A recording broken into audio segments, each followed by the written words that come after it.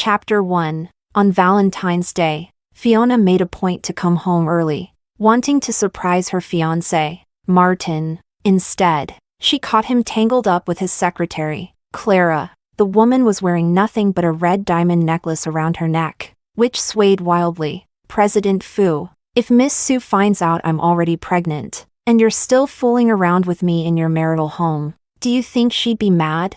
Martin suddenly slapped her across the face. It was hard to tell if it was out of anger or lust. Keep your petty thoughts in check. If this ever gets to Fiona, you won't even qualify to be a stand-in. Fiona felt so disgusted she wanted to vomit. Staggering out of the villa, she dry-heaved for a long time before red-eyed. She dialed her mentor's number. Professor, I've decided to accept your offer to continue research abroad. I'll meet you in 15 days. Her mentor was thrilled. Fiona, your fiancé finally agreed to let you go abroad? I told you. 3 years ago you went overseas to develop a treatment for his insomnia. Now that you've successfully developed a special medication for him, even if you two are engaged, he should support your career, not trap you by his side. But unlike her mentor's relief, Fiona's throat was filled with bitterness. She and Martin would not be getting married. After hanging up, Fiona threw the engagement ring into the trash can and took a cab back to her own apartment.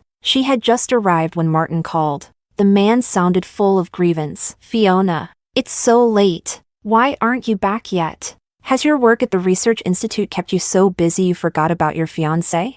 I'm off work, but I'm a bit tired. Your place is too far from the institute. I'll be staying at the apartment these days. After hanging up, Fiona typed up a resignation email and sent it to the institute she had just joined. She then went to take a long shower, hoping to wash away the icy numbness in her heart. But as soon as she stepped out of the bathroom, Martin, who had somehow come in, grabbed her. His warm breath brushed against her ear as he wrapped his arms around her and opened a red gift box. Valentine's Day present. This necklace once belonged to Princess Carlin of the Middle Ages. She and the king were devoted to each other all their lives. I think we will be the same, loving each other until old age. Fiona glanced at it and felt a stabbing pain in her eyes. The red diamond necklace, just moments ago, it was still around Clara's neck. But now, Martin's handsome face was filled with tenderness. His tall figure bowed before her, exuding an air of devotion that would make anyone believe he loved her to death. Fiona looked away, afraid that if she stared too long, she wouldn't be able to resist slapping him. Martin, you really are an actor. Suppressing her suffocating disgust, she casually placed the gift box on the table. Martin, however, eagerly scanned the room before lowering his gaze. We've been in a long-distance relationship for 3 years. Every Valentine's Day, you surprise me. What's this year's gift? The gift had long since been thrown into the trash. She perfunctorily replied, I've been busy these days and forgot. Martin visibly looked disappointed. Fiona pretended not to notice and was about to walk away when he suddenly pulled her to the window. You really are a workaholic. Even busier than me, the CEO. I'm at my wit's end with you. Look outside. As soon as he finished speaking, the city skyline exploded with fireworks. In the next second, Martin made an affectionate promise. Fiona, you've been back in the country for 3 months, yet it still feels like a dream to me. Thank you for coming back for me, for choosing to stay by my side forever. I swear, I will cherish you and never let you regret your choice. But she already regretted it. Fiona's heart was filled with bitterness. Martin had indeed treated her well once. He, a rich young master who couldn't even tell sugar from salt, once learned to make shaved noodles overnight just because she casually mentioned craving them. He even lost a part of his pinky trying to perfect the dish. When she was once in a car accident and in critical condition, he refused to eat or drink, claiming that if she died, he wouldn't survive either. She had slowly opened her heart to him, only for him to betray her by sleeping with someone else behind her back. Just as she was thinking of how to get him out, Martin's phone suddenly rang. He didn't even look before hanging up and smiling at her. Tonight, no one can disturb us. Outside, fireworks continued to bloom, and the ringtone kept persistently blaring. Fiona knew that ringtone belonged exclusively to Clara. Irritated by the sound, she pushed him away. Answer it. It might be urgent. Martin finally picked up. After listening to just one sentence, he coldly interrupted. Got it. You can't even handle this small matter? After hanging up, he looked at Fiona, his gaze once again tender. It was my secretary. She's always like this, runs to me for every little work issue she can't solve on her own. Though his words were critical, the indulgence in his tone still pierced Fiona's heart. Secretary? The same one who spilled coffee on me in your office that day? Yes. I've already reprimanded her for that incident. Don't take it to heart. She's always been clumsy and careless. Martin answered calmly, but Fiona suddenly followed up. Since she's so useless, just fire her. Chapter 2. Fiona had never interfered with Martin's work arrangements before. He used to say everything would be up to her. But now, Martin avoided her gaze. Clara may be careless, but she has a good attitude toward work. She's just a fresh graduate. We should give her a chance to grow. He tried hard to present himself as a just boss giving an employee a chance, but the concern in his eyes betrayed him. Fiona gave a self-deprecating smile. No need to be nervous. I was just joking. Of course. Your work matters are for you to decide. Martin looked relieved, grabbing her hand. Then I'll go take care of some work. I might not be able to accompany you today. Fiona pulled her hand away. Go ahead. The man didn't notice the coldness in her tone and even bent down to kiss her. I'll bring you the latest luxury handbag from Sakura when I get back. Fiona silently watched Martin leave, unaware of how eager his steps were. Soon, Fiona's phone buzzed again. It was another post from Clara's social media, deliberately targeted at her. Valentine's gift from my boyfriend. He said a limited edition should only be given to the one he loves the most. Attached was a photo. Clara, dressed in a maid outfit, holding the handbag while tiptoeing to kiss a man whose face was only half visible. That man was Martin, and the handbag in Clara's hand was the same Sakura luxury bag Martin had just promised Fiona. Fiona kept scrolling through Clara's posts and discovered that in the past 3 years, every one of Clara's posts had Martin in them. His birthday, Mid-Autumn Festival, Chinese Valentine's Day. He was always with Clara. Over 1,000 posts, and Fiona scrolled for a long time. The earliest dated back to just 1 month after she had gone abroad. They had been fooling around since back then. Fiona clutched her aching chest, only for another photo to arrive from Clara. 2 boxes of condoms were placed right on Martin's shirt. A moment later, Clara deliberately deleted the message and sent another one. A photo of a sofa. Sorry, Miss Sue. Wrong photo earlier. I meant to send it to my boyfriend. President Fu said the sofa in your wedding home got mysteriously stained, and asked me to pick a new one. Do you like this style? The dried stain on the sofa was evidence of Martin and Clara's wild nights. Fiona's eyes burned as she turned off her phone. She forced herself not to think about where Martin was at this moment, who he was with, or what he was doing. That night, Fiona tossed and turned, unable to sleep. The next day, she woke up exhausted and found several missed calls from Martin when she turned on her phone. There was also a message. Fiona, I've invited many of your old friends to a welcome back party at the Yunding Club. I'll pick you up at 5 p.m. Fiona initially didn't want to go, but over the years she had kept in touch with her friends, so she accepted the invitation. At 5 p.m., Fiona arrived at the club with Martin. The banquet hall was lavishly decorated, yet Martin still found faults. Fiona is allergic to pineapple. Make sure there's none in the fruit platter. Adjust the music and lights to be softer. Don't disturb her. He even draped his jacket over her shoulders. It's a bit cold here. Keep this on so you don't catch a cold. Their old friends teased playfully. Martin still spoils Fiona the most. Back when he was chasing her, he even kept a memo on his phone listing all her preferences. Fiona was abroad for 3 years. No matter how busy Martin was, he always video called her every day, only resting easy when he saw she was safe. In 14 days, you two are finally getting married. Martin's longing is finally coming to an end. The more Fiona listened, the more forced her smile became. For 3 years while he claimed to love her, Martin hadn't stopped climbing into Clara's bed. She excused herself to the restroom to catch her breath, but when she composed herself and returned, she overheard mocking voices from around the corner. Martin, Fiona left you without a word for her career. Gone for 3 years. Now she's back acting all high and mighty. And you still have to coax her? What do you see in her? Fiona froze. The speaker was an old college friend, but why would they say that?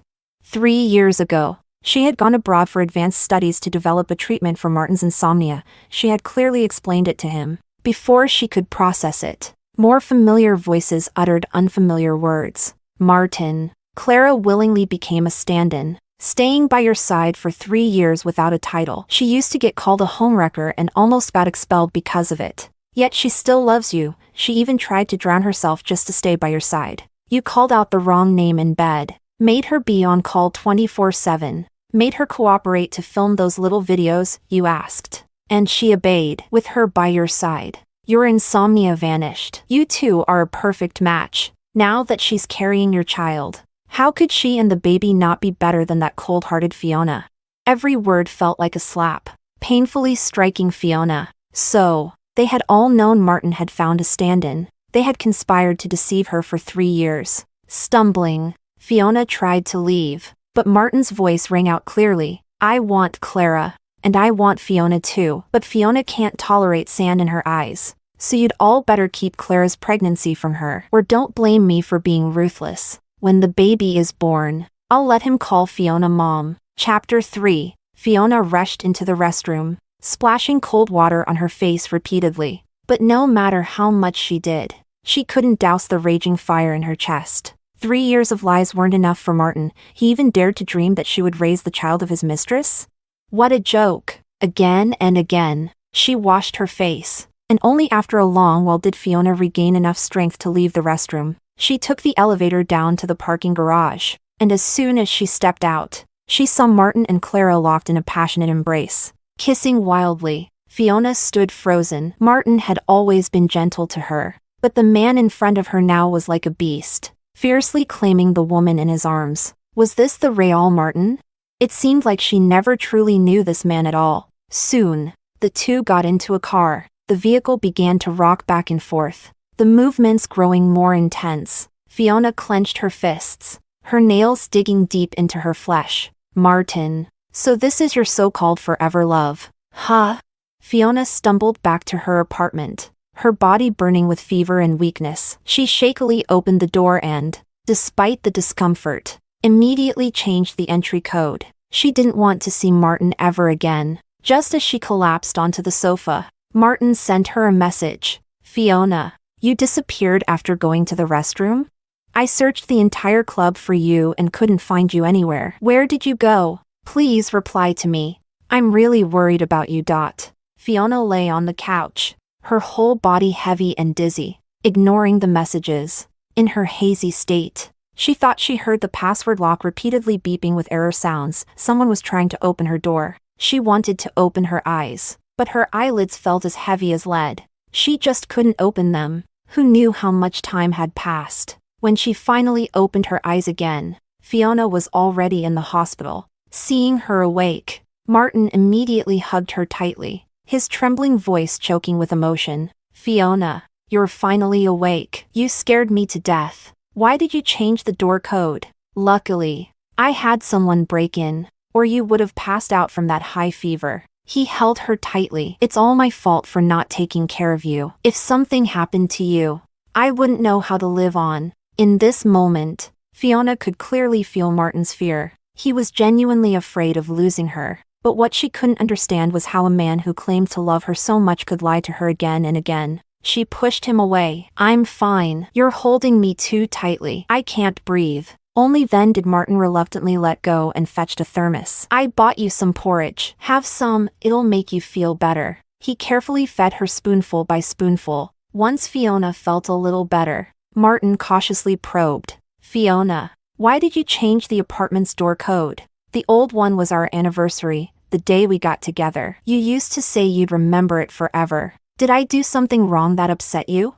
They say guilty people are the most defensive, and at this moment, Martin's guilt was plain to see, but Fiona had already decided to walk away. Who he wanted to sleep with had nothing to do with her anymore, so she casually made up a reason. I felt like someone was following me last night. I got scared, so I changed it. Martin immediately tensed up, but before he could say anything, they were interrupted by a heated argument outside the hospital room. It was yet another cliché scene of the original wife confronting the mistress. You homewrecker. Slut. I pitied you and let you be my husband's secretary. And you ended up in his bed, pregnant with his bastard child. And now you have the nerve to flaunt it in front of me? Who the hell do you think you are? In love. The one who's not loved is the third wheel. If your husband loved you, why would he have a child with me? Besides, his mother said once my child is born, he'll inherit all his father's assets. The argument outside grew more intense. Perhaps feeling guilty, Martin forcibly covered Fiona's ears. Don't listen to such filthy words. Fiona, I'm not like other men. I'll always be loyal to you. Never betray you. Fiona raised her eyes, locking gazes with him. Her icy look pierced straight into his heart. Is that so? Then what happens if you do betray me? Martin immediately raised 4 fingers, his voice filled with a panic he himself didn't even notice. If I ever betray you, may I be cursed never to have descendants, never to be loved for the rest of my life. But just as he finished swearing, his phone on the table lit up. Fiona glanced at it. It was a message from Clara. Brother Martin, I have my prenatal checkup today. Are you coming to accompany me? Chapter 4. Martin quickly turned off his phone without replying. He turned back and continued feeding porridge to Fiona. No matter what happens today, I'll stay by your side and keep you company. Fiona forced a smile without responding. Just after finishing the porridge, there was a knock at the door. Clara walked in, holding a folder. President Fu, there's an urgent meeting just now. Some issues need your immediate attention. Martin's face darkened instantly as he shot Clara a warning glare, then turned back to Fiona with a guilty look. I'll just give her a few instructions outside. I won't go far. If you need anything, just call me. Fiona didn't stop him but quietly followed the two of them. They went into the fire escape. Through the half-open door, she saw Martin crouching down, his face full of smiles as he pressed against Clara's slightly rounded belly. Clara looked at Fiona provocatively and deliberately said, I asked the doctor. After getting pregnant, I don't even need to use condoms anymore. Those 2 boxes you bought me are useless now. Should I move them to Miss Sue's place?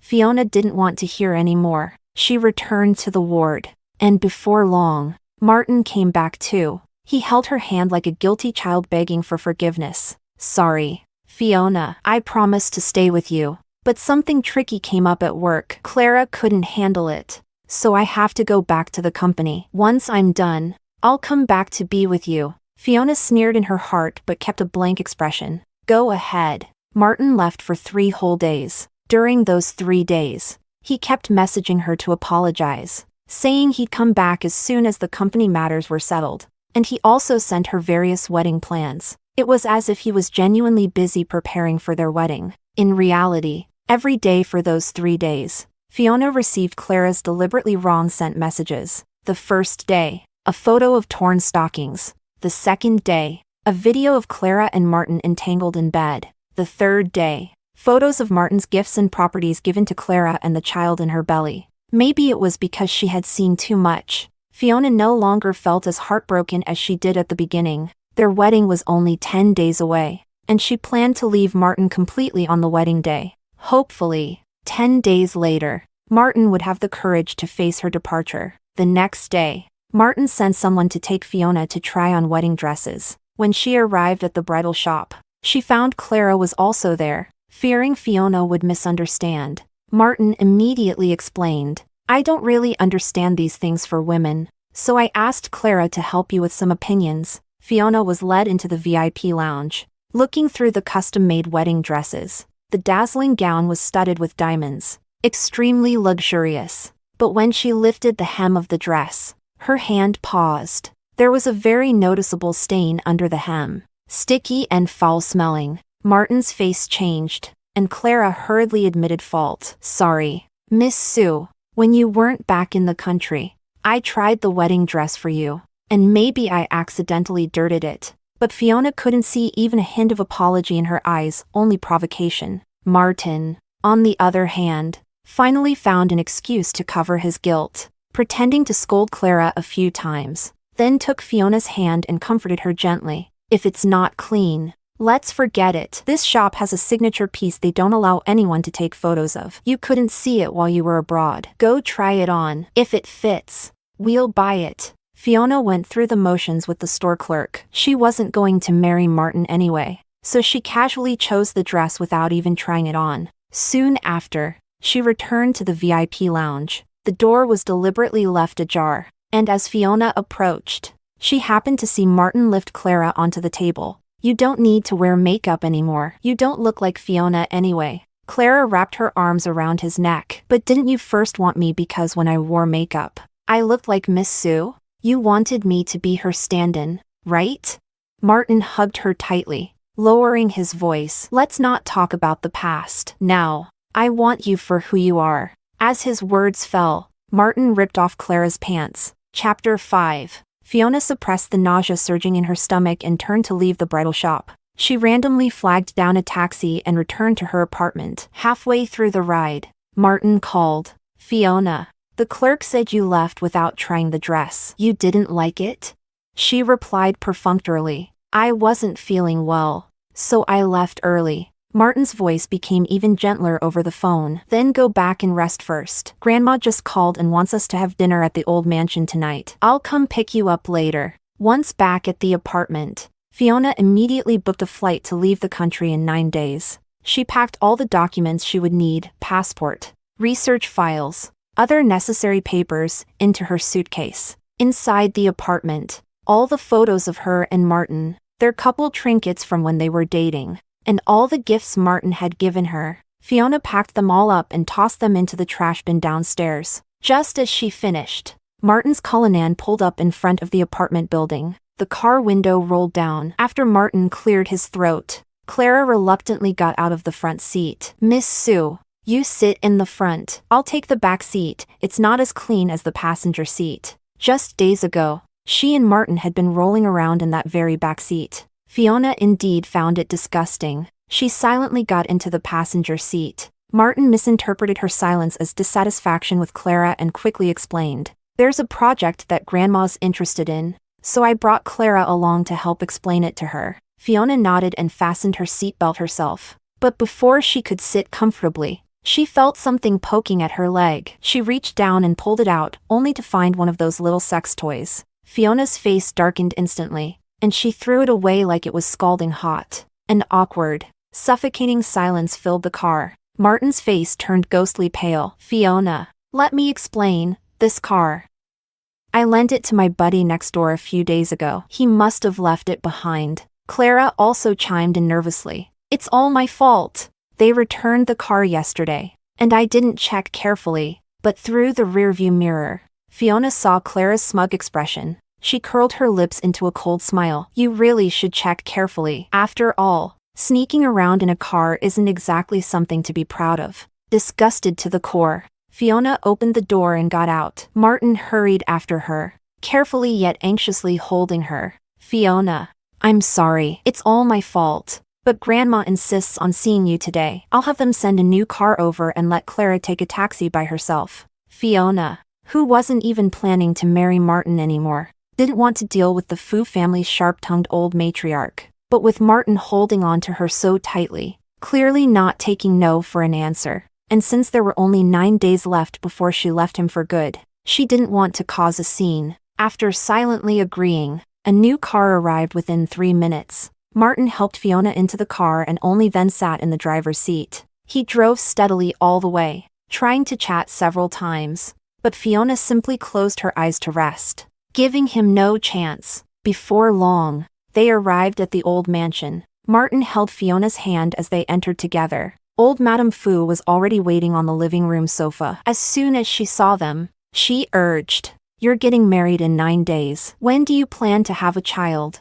Martin was about to answer when the old lady's gaze shut him up. Old Madame Fu turned to glare at Fiona with pressure radiating from her eyes. "You answer me." Fiona remained silent. She had nothing to say. She wasn't marrying Martin anyway. There was no child to be had. But her silence was seen as defiance in old Madame Fu's eyes. "Our Fu family only has one heir per generation. If you hadn't left the country without a word, Martin wouldn't still be without an heir now." Fiona couldn't help but mock. "Don't worry. You'll soon have a great-grandson. Just not from her." She turned to see Martin staring at her in astonishment, as if trying to figure out what she meant. Old Madame Fu interrupted his thoughts sharply. "Didn't I tell you to bring Clara? Where is she?" She's been visiting me often these 3 years. More filial than your fiancé here. Just as she finished speaking, Clara walked in from outside. Sorry, Madame Fu. I was out picking gifts for you and lost track of time. Clara handed the gift to the old lady and subtly squeezed Fiona aside. Fiona watched as Clara and Martin sat on either side of old Madame Fu, chatting and laughing. She truly felt like an unnecessary outsider. Then the old lady pointed at Fiona again. Some people should take a good look. Clara is the one truly blessed. Just look at her belly. Anyone can see she's carrying a boy. Fiona looked over to see old Madame Fu pulling Martin close, asking with undeniable authority, Martin, the child Clara is carrying is blessed. His father will make him the heir and give him everything, right? And Fiona heard Martin respond without the slightest hesitation. Yes. Chapter 6. With all the truths she'd recently uncovered, Fiona was no longer surprised by Martin's response. But she had no patience left to keep playing along with this family's performance. She casually said, Madame Fu, I'm not feeling well. I won't stay for dinner tonight. As she turned to leave, Martin tried to stop her, but old Madame Fu scoffed. Martin, let her go. We'll have a nice dinner with Clara instead. Fiona pulled her hand free from Martin's grasp and said calmly, I'll take a cab home. You stay. She left without hesitation, giving Martin no chance to stop her. Back at the apartment, Fiona made herself a bowl of noodles, ate quietly, then handled the final steps of her resignation. She also called her mentor and sent over her flight itinerary. After finishing all of this, she washed up and prepared to sleep. Just as she lay down, Martin returned and wrapped her in his arms. He buried his head in her neck, his warm breath brushing against her ear. I'm sorry, I made you feel wrong today. When the woman in his arms didn't respond, he softened his tone further. When you told Grandma today that there would soon be a great-grandchild, were you saying you wanted a baby too?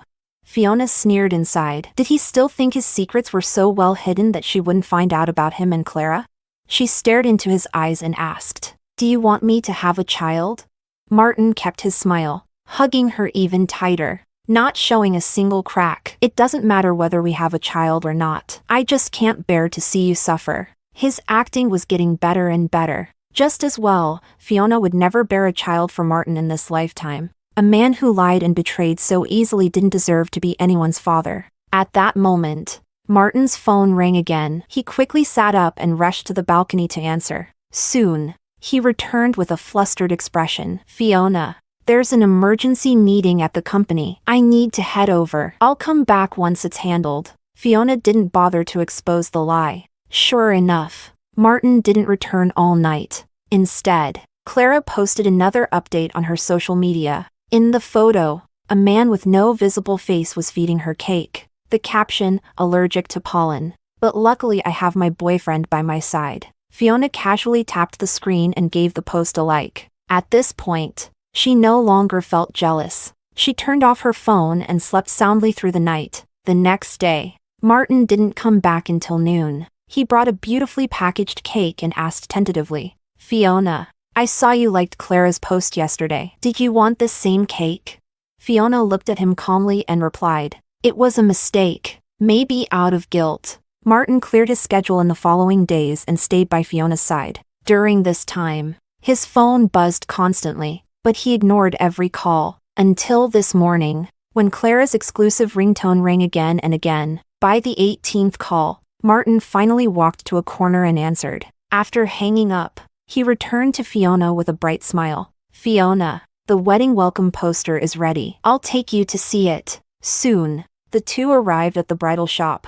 Clara handed over a sealed poster with a strange smile. Miss Sue, I'm sure you'll love this one. Fiona felt an inexplicable sense of unease. Then the poster was unrolled. It was in black and white. Their wedding photo had been turned into a memorial portrait. Fiona was seething with rage. Before she could react, Clara dropped to her knees. I'm sorry, Miss Sue. I was too careless and made a mistake. You can hit or scold me. I won't complain. Seeing Clara like this, Martin's angry face instantly softened with affection. He helped Clara up and turned to Fiona. Fiona, she was just careless. It wasn't intentional. Let's just forget about it. Before he could finish, Fiona turned and walked away, expressionless. Fiona!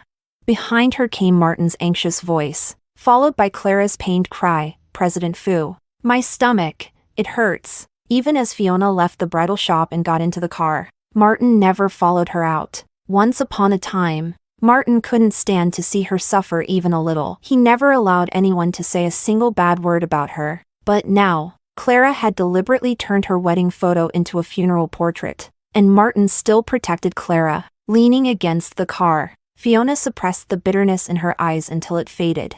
Not wanting Martin, leaving Martin, this was the best decision she had ever made in her life. As soon as Fiona returned to her apartment, her phone vibrated. It was a video message from Clara. The setting, a hospital. In the video, Clara looked pitifully at Martin, tears in her eyes. "I'm sorry, I'm pregnant, and I couldn't control myself. I was jealous that Fiona got to be by your side, so I turned her wedding photo into black and white. I was wrong. You can punish me however you want." The next second, Martin pulled her into his arms. "Fool, how could I bear to?" Chapter 7. What a perfect pair of pathetic lovers. Fiona sneered coldly. She hadn't even turned off her phone when Martin's message popped up. "Fiona, I have a 2-day business trip. I'll bring you back a gift when I return." On the first day of Martin's so-called trip, the internet exploded. Handsome and often in the entertainment news, Martin had recently made their wedding public, turning the "Martin and Fiona are getting married" headline into a trending topic known to all. He was easily recognized by netizens. Hashtag ran into President Fu and his wife on a romantic beach trip. Hashtag President Fu shopping at a baby store with his wife. Hashtag netizens swarmed Fiona's social media. "Congrats, Mrs. Fu. You're getting married and expecting a child, double the happiness.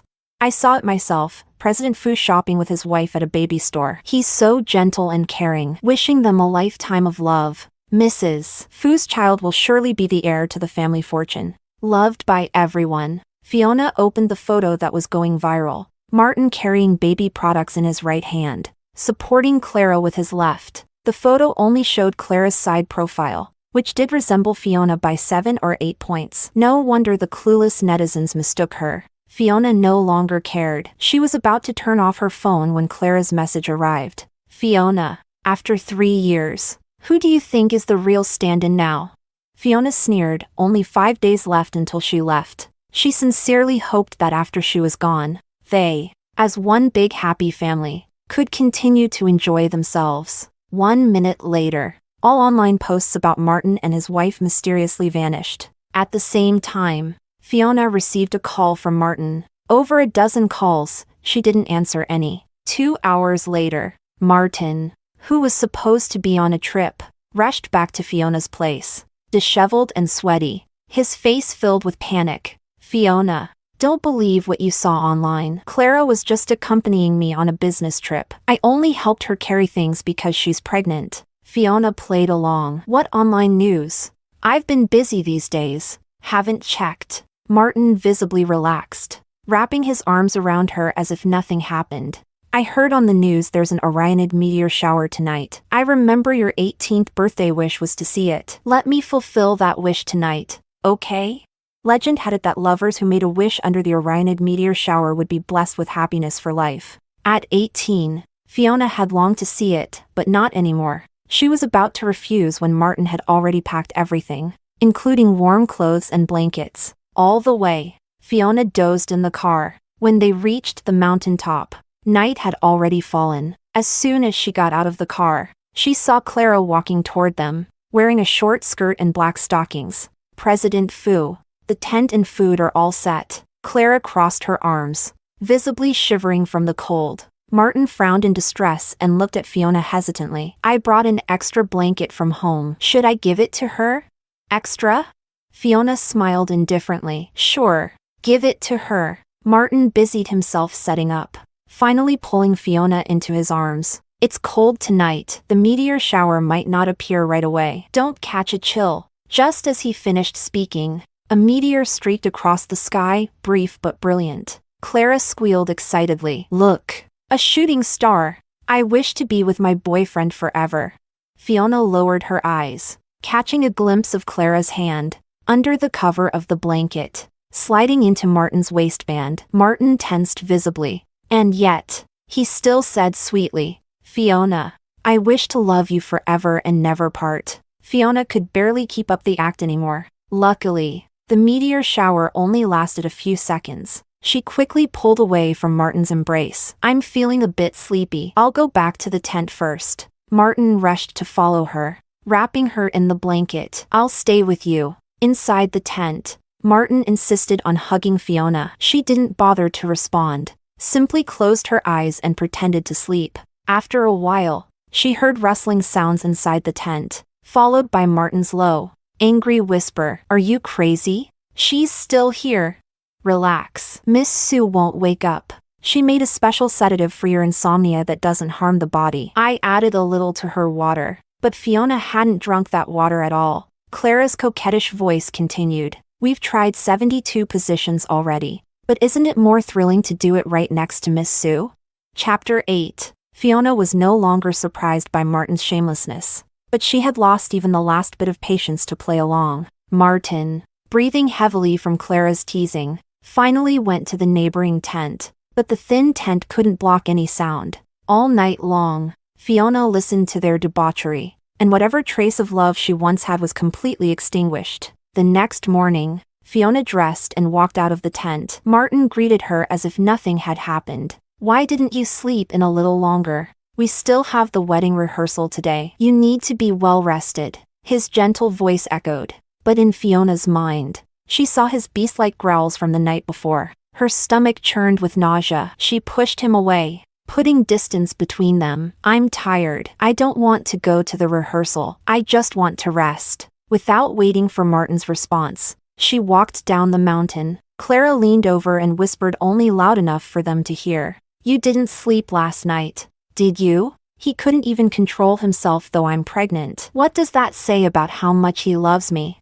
Fiona didn't even spare her a glance and kept walking. Behind her, Clara taunted loudly. President Fu, there's an urgent meeting. You need to handle it personally. Fiona didn't turn back, nor did she care whether Martin followed or not. Not long after, her phone buzzed again, another photo from Clara. Clara's hand wore the wedding ring meant for Fiona and Martin. Fiona, at the wedding, you'll only be wearing a second-hand ring, for the first time. Fiona replied to Clara's provocation. It's yours. I'm a clean freak. I don't want anything that's been dirted, including people. After sending the message, she contacted a real estate agent to sell the apartment. Right after signing the paperwork, her mentor called. Fiona, the project has been moved up. You need to fly out tonight. Without hesitation, Fiona replied, Okay, I'll book the 10 p.m. flight now. As soon as she hung up, Martin's voice came from behind her. What flight? She turned to see him approaching in panic. Without even looking at him directly, she casually replied, Nothing. A junior from the Research Institute asked me to help book a flight. Hearing that, Martin relaxed. He suddenly scooped her up and placed her on the bay window. Fiona, look outside. In the next second, the entire city's LED screens lit up with their wedding photos. Martin whispered softly in her ear. I want the whole world to know. Fiona is about to become Mrs. Martin. You'll be the happiest bride in the world. Just as he finished, his phone rang. It was Clara's exclusive ringtone. Martin hung up immediately, but his phone vibrated again the next second. Just one glance and his Adam's apple bobbed nervously. Then, looking apologetic, he turned to Fiona. Fiona, there's a problem with a partnership. I need to go take care of it. Once I'm done, go ahead. Work comes first. Fiona cut him off, not even wanting to hear the rest. At this moment, all she wanted was to get as far away from him as possible. As soon as possible. Once Martin left, Fiona received a screenshot from Clara, her chat with Martin. 3 minutes ago, Clara had sent Martin a photo of herself in see-through lace lingerie. No wonder he was in such a rush. Fiona also noticed the painting in the background, Spring Light, a masterpiece that hung only in the presidential suite of the Supreme Hotel's top floor. Martin seemed to have forgotten it was in that very room he had once confessed his love to her, saying he only ever wanted her. How disgusting, how laughable. The clock struck 9 p.m. It was time for Fiona to leave. She grabbed her suitcase and headed to the airport. Just then, 3 trending topics appeared on her feed. Hashtag pure love warrior Martin declares to the world, only loves Fiona. Hashtag President Fu spoils his wife endlessly. Hashtag whole internet envious of Mrs. Fu. Hashtag Fiona sneered. Those who betray love must pay the price. Before boarding, she did 3 things on her phone. First, she sent Martin one last message. Martin, I don't want you anymore. Second, she posted all the photos and videos Clara had sent her to Weibo, along with the announcement, Martin, I'm calling off the wedding. Third, she sent the room number of the Supreme Hotel's presidential suite to the police, reporting them for prostitution. Martin, may your reputation be ruined, and may my future be bright. Chapter 9. Fiona boarded the plane without looking back, not caring what would become of Martin and Clara. As the plane took off, she felt a lightness she had never experienced before. Meanwhile, in the presidential suite of the Supreme Hotel, Martin's phone vibrated. He sat up, a growing sense of unease gnawing at him. Just as he moved, Clara wrapped her arms around his neck. In the dim light, the two were tightly entangled, leaving no gap between them. Clara whispered softly into his ear, Martin, if you miss this chance, you won't get another one. Seeing his hesitation, Clara kissed him forcefully. Martin frowned, wanting to push her away, but within seconds, he gripped her tightly and kissed her back passionately. As their kiss deepened and he was about to rip off the flimsy fabric that barely covered her, bang! The door to the suite was kicked open. Several police officers entered. The woman on the bed panicked and screamed. Martin's face turned black as thunder. He hurriedly pulled the blanket to cover Clara. There was a report of illegal prostitution here. You both need to come with us. Clara, terrified, clung to Martin and stammered, please don't arrest us. We're boyfriend and girlfriend. A female officer looked at Martin mockingly. Boyfriend and girlfriend? Take a look at the city's LED screens outside. You're announcing to the world that you and your fiancé are about to get married. And here you are sneaking around with a mistress. Men really are all the same. Martin's already dark face became even gloomier upon hearing those words. Usually eloquent in public, Fu's mighty CEO couldn't utter a single word now. The male officers, irritated from being scolded, weren't in a good mood either. Either way, come with us to the station for investigation. If there's nothing wrong, you'll be released.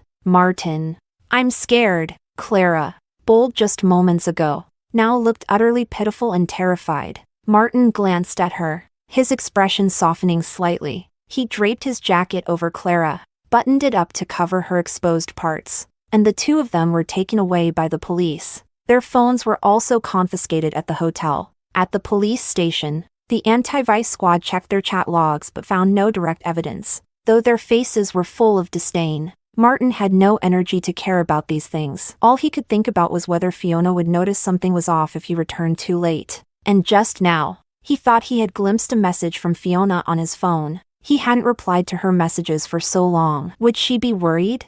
Clara leaned against his shoulder, sobbing softly, perhaps truly frightened this time. Martin, we won't be detained, right?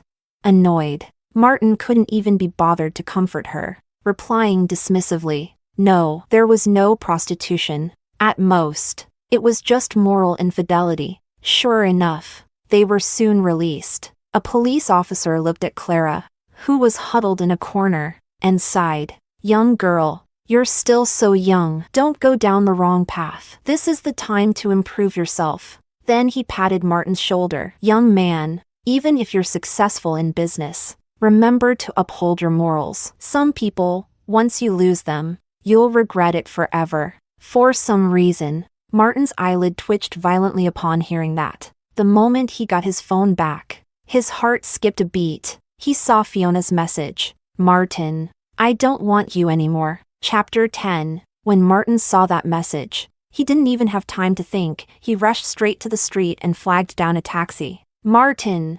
Clara called after him several times, but he never looked back. On the way, he saw the trending topics exploding on Weibo. Hashtag Martin cheating hashtag.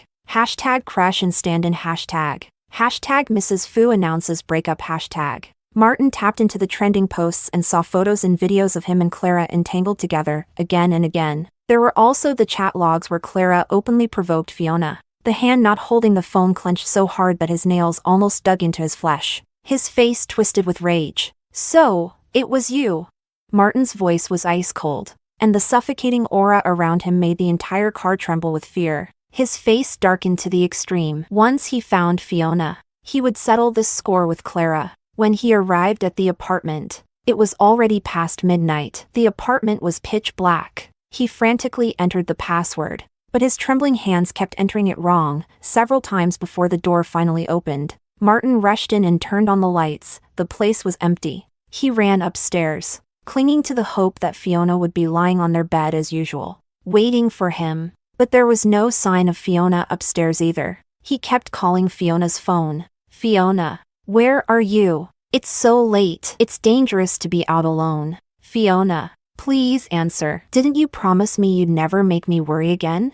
Fiona, I was wrong. I shouldn't have fooled around with Clara. I only want you. I don't want anyone else. Please. Fiona, don't leave me." Martin made dozens of calls, but all he got was the cold mechanical voice of the voicemail system. He searched the entire house, not even sparing the corners. Only then did he finally accept the truth. His Fiona had truly left him. At 5 a.m., he called every private investigator he could find. "Find Fiona's whereabouts for me. Whoever finds her first gets 10 million from me." The investigators, initially annoyed at being woken up, instantly perked up when they heard the offer. In less than 5 minutes, someone called Martin back. "President Fu, we found her. Miss Sue booked a 10 p.m. flight to Los Angeles. By now, the plane should already be over the Pacific." Martin felt like he'd been struck by lightning. What?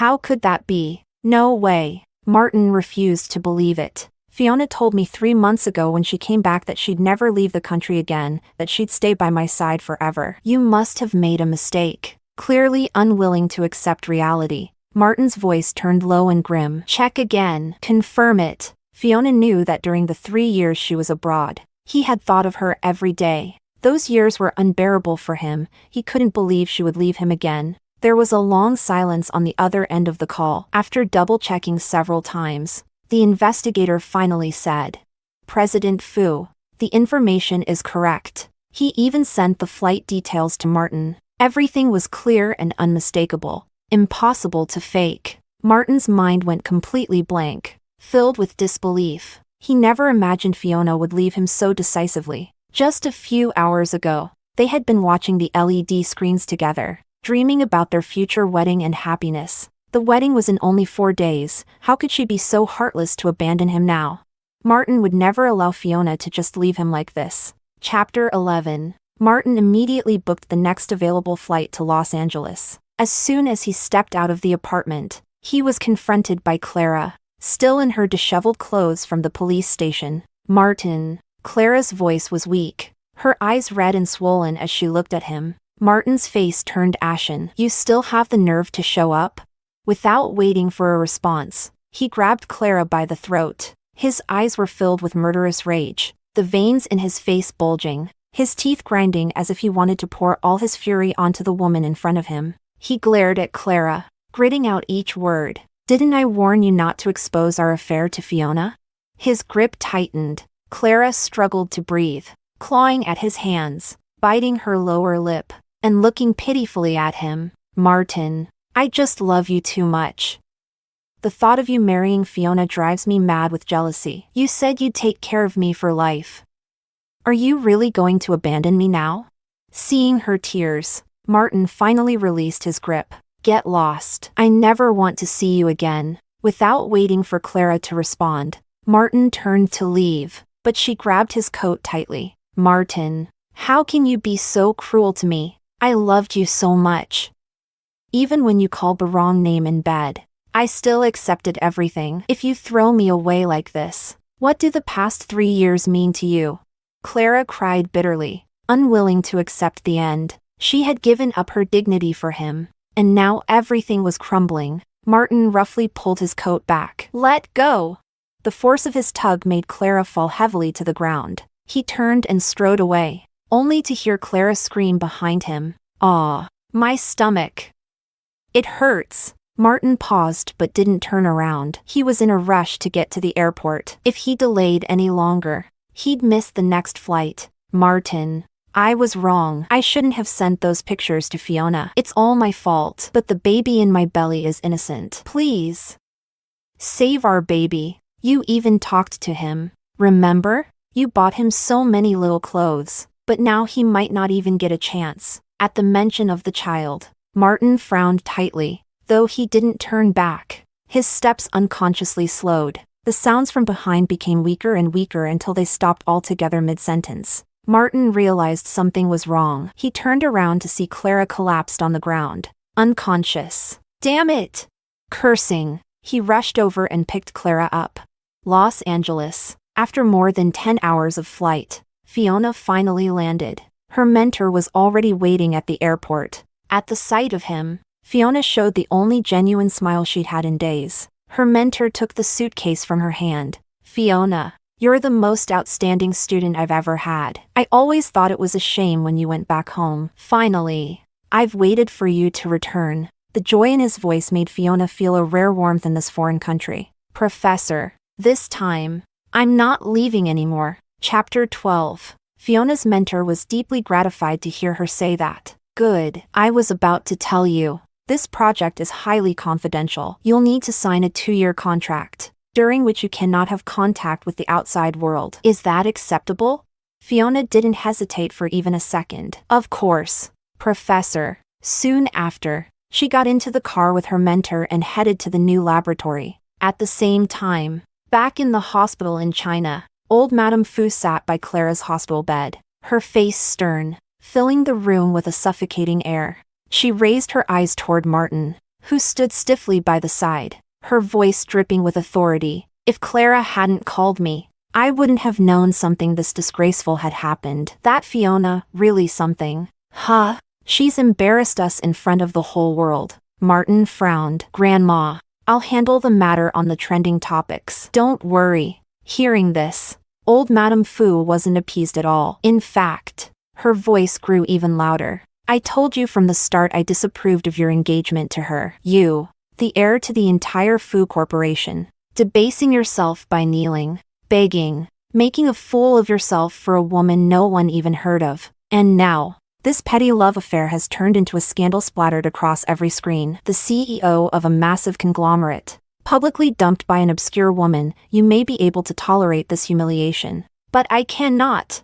She turned her head away, not even caring how black Martin's face had turned. Clara reached out weakly from the bed, placing her hand on the old lady's. Grandma, it's all my fault. If I hadn't gotten pregnant and triggered Fiona, she wouldn't have made such a scene. Tears rolled down her cheeks. Old Madame Fu patted Clara's hand, her tone much softer toward her. Fiona has only herself to blame. If not for you, Martin still wouldn't have an heir by now. I don't think the wedding needs to be cancelled. You and Martin should get married. Then your child will become the rightful heir. But the moment she finished speaking, Martin's cold rejection followed. No, Grandma, I will never marry Clara. The only woman I'll marry in this life is Fiona. Old Madame Fu's face turned red with anger. You've gone mad. If you won't marry Clara, then you can forget about being the president of the company. Martin didn't even hesitate. If that's what it takes to marry the woman I love, I'm willing to give up the position of CEO.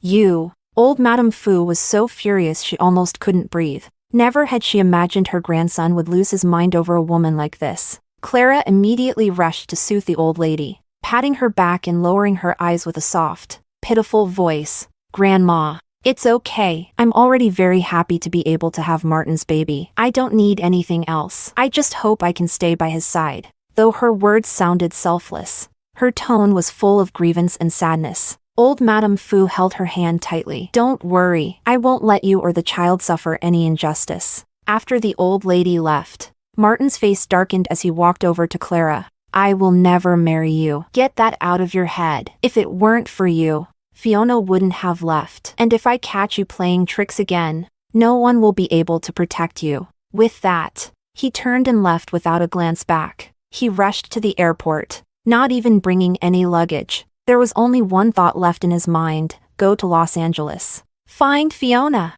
After more than 10 hours of flight, His plane finally landed at Los Angeles International Airport. Chapter 13. After the plane landed, Martin searched desperately for Fiona at the last place she was seen, the airport. He scoured the entire airport and the surrounding cities like a madman, but there was no trace of Fiona anywhere. Driving around alone in the car, no matter how many times he circled, the person he wanted to see never appeared. In this foreign land with its tangled networks and unfamiliar faces, the domestic detectives were completely useless. He tried to hire local private investigators, but as a stranger in a foreign country, he was met with obstacle after obstacle in the beginning. It wasn't until 3 months later that he finally got a clue. Someone had spotted Fiona in a small town called Irvine. Martin stayed in that small town for another 3 months, spending his days aimlessly driving around, eating and sleeping only when necessary. The rest of his time spent searching for any trace of Fiona.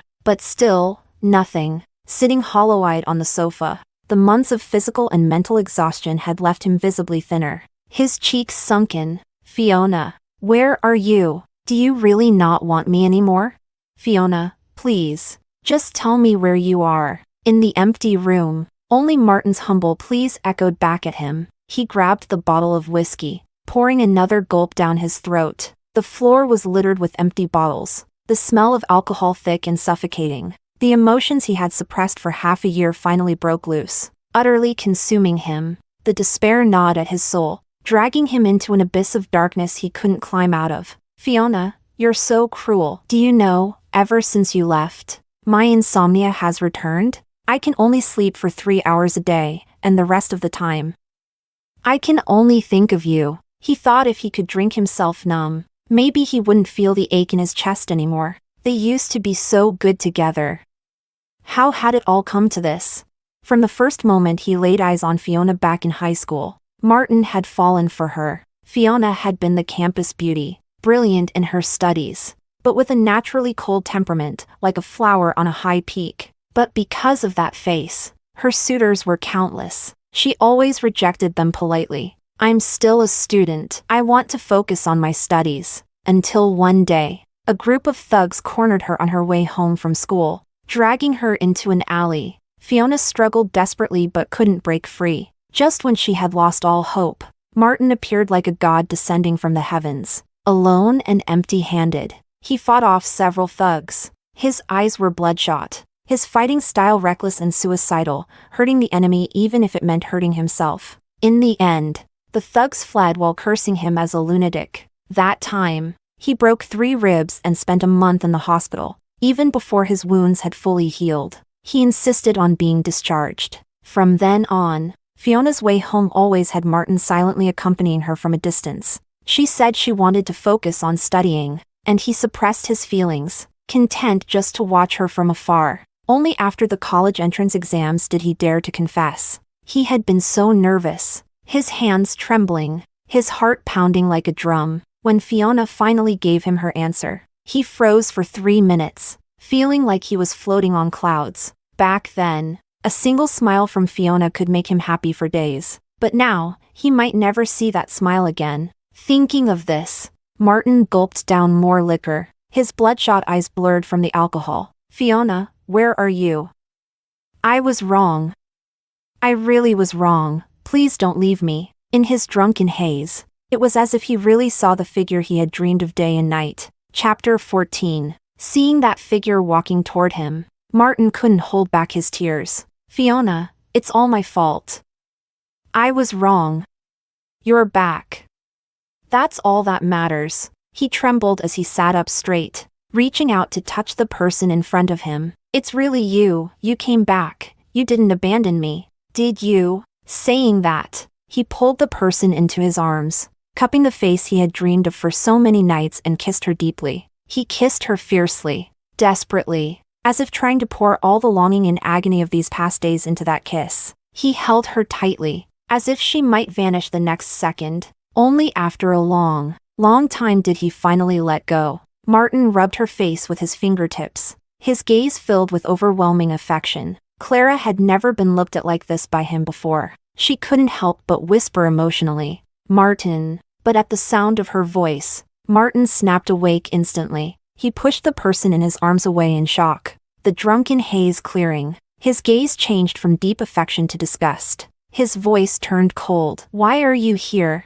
Clara's heart filled with grievance. "I saw the door open, so I came in." But Martin showed no hint of sympathy. His gaze even carried a trace of cruelty. "I asked you. Why didn't you stay in the country? What are you doing here?" Clara didn't dare get close. Lowering her voice, "Grandma sent me. She wants you to go back. Since you left, no one has been able to handle the company. And now Grandma's collapsed from overwork and is in the hospital." Indeed, there were no other heirs in their family. Martin's parents had died in a car accident when he was very young. He hadn't even had the chance to say goodbye to them, which was why, when Fiona had her accident, he had been so terrified. Martin had been gone for half a year, consumed by his obsession with Fiona, turning himself into a ghost of his former self. He hadn't cared about the company at all. Now that he thought about it, it was time for him to return and shoulder his responsibilities. "I'll go with you." Martin stood up, taking one last look at the house and the small town outside the window. Even if he left, he wouldn't give up on finding Fiona. No matter where she was in the world, he would find her. Clara, seeing his sorrowful and hollow expression, cautiously moved closer. She took his hand and placed it on her belly. "Martin, feel it. Our baby is almost here. Soon, you'll be a father." Only now did Martin really look at Clara. She had gained weight, her belly visibly round and heavy. By his calculation, she had about a month left before giving birth. Martin's cold expression softened a bit because of the small life in her belly. Once this child was born, he would have one more family member in this world. He took Clara's hand and helped her up. "Let's go." For the first time in so many days, he showed Clara some gentleness. Clara's tears finally fell uncontrollably, choking out a reply. "Okay." Back in China, Martin quickly took over the company's affairs. His scandal had indeed caused some damage, but thanks to the company's deep roots, the foundation remained stable. He spent days and nights at the company, plugging all the holes in their business operations. Only when everything was finally under control did he think of going back to the apartment to rest. That place was full of memories of him and Fiona. Maybe there, his insomnia would lessen a little. He drove to the apartment, but as soon as he got out of the car, he saw a little boy running out from inside.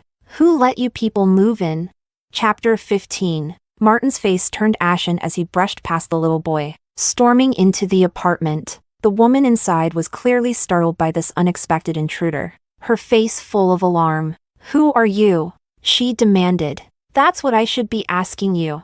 Who let you move in? Do you know this is illegal trespassing?"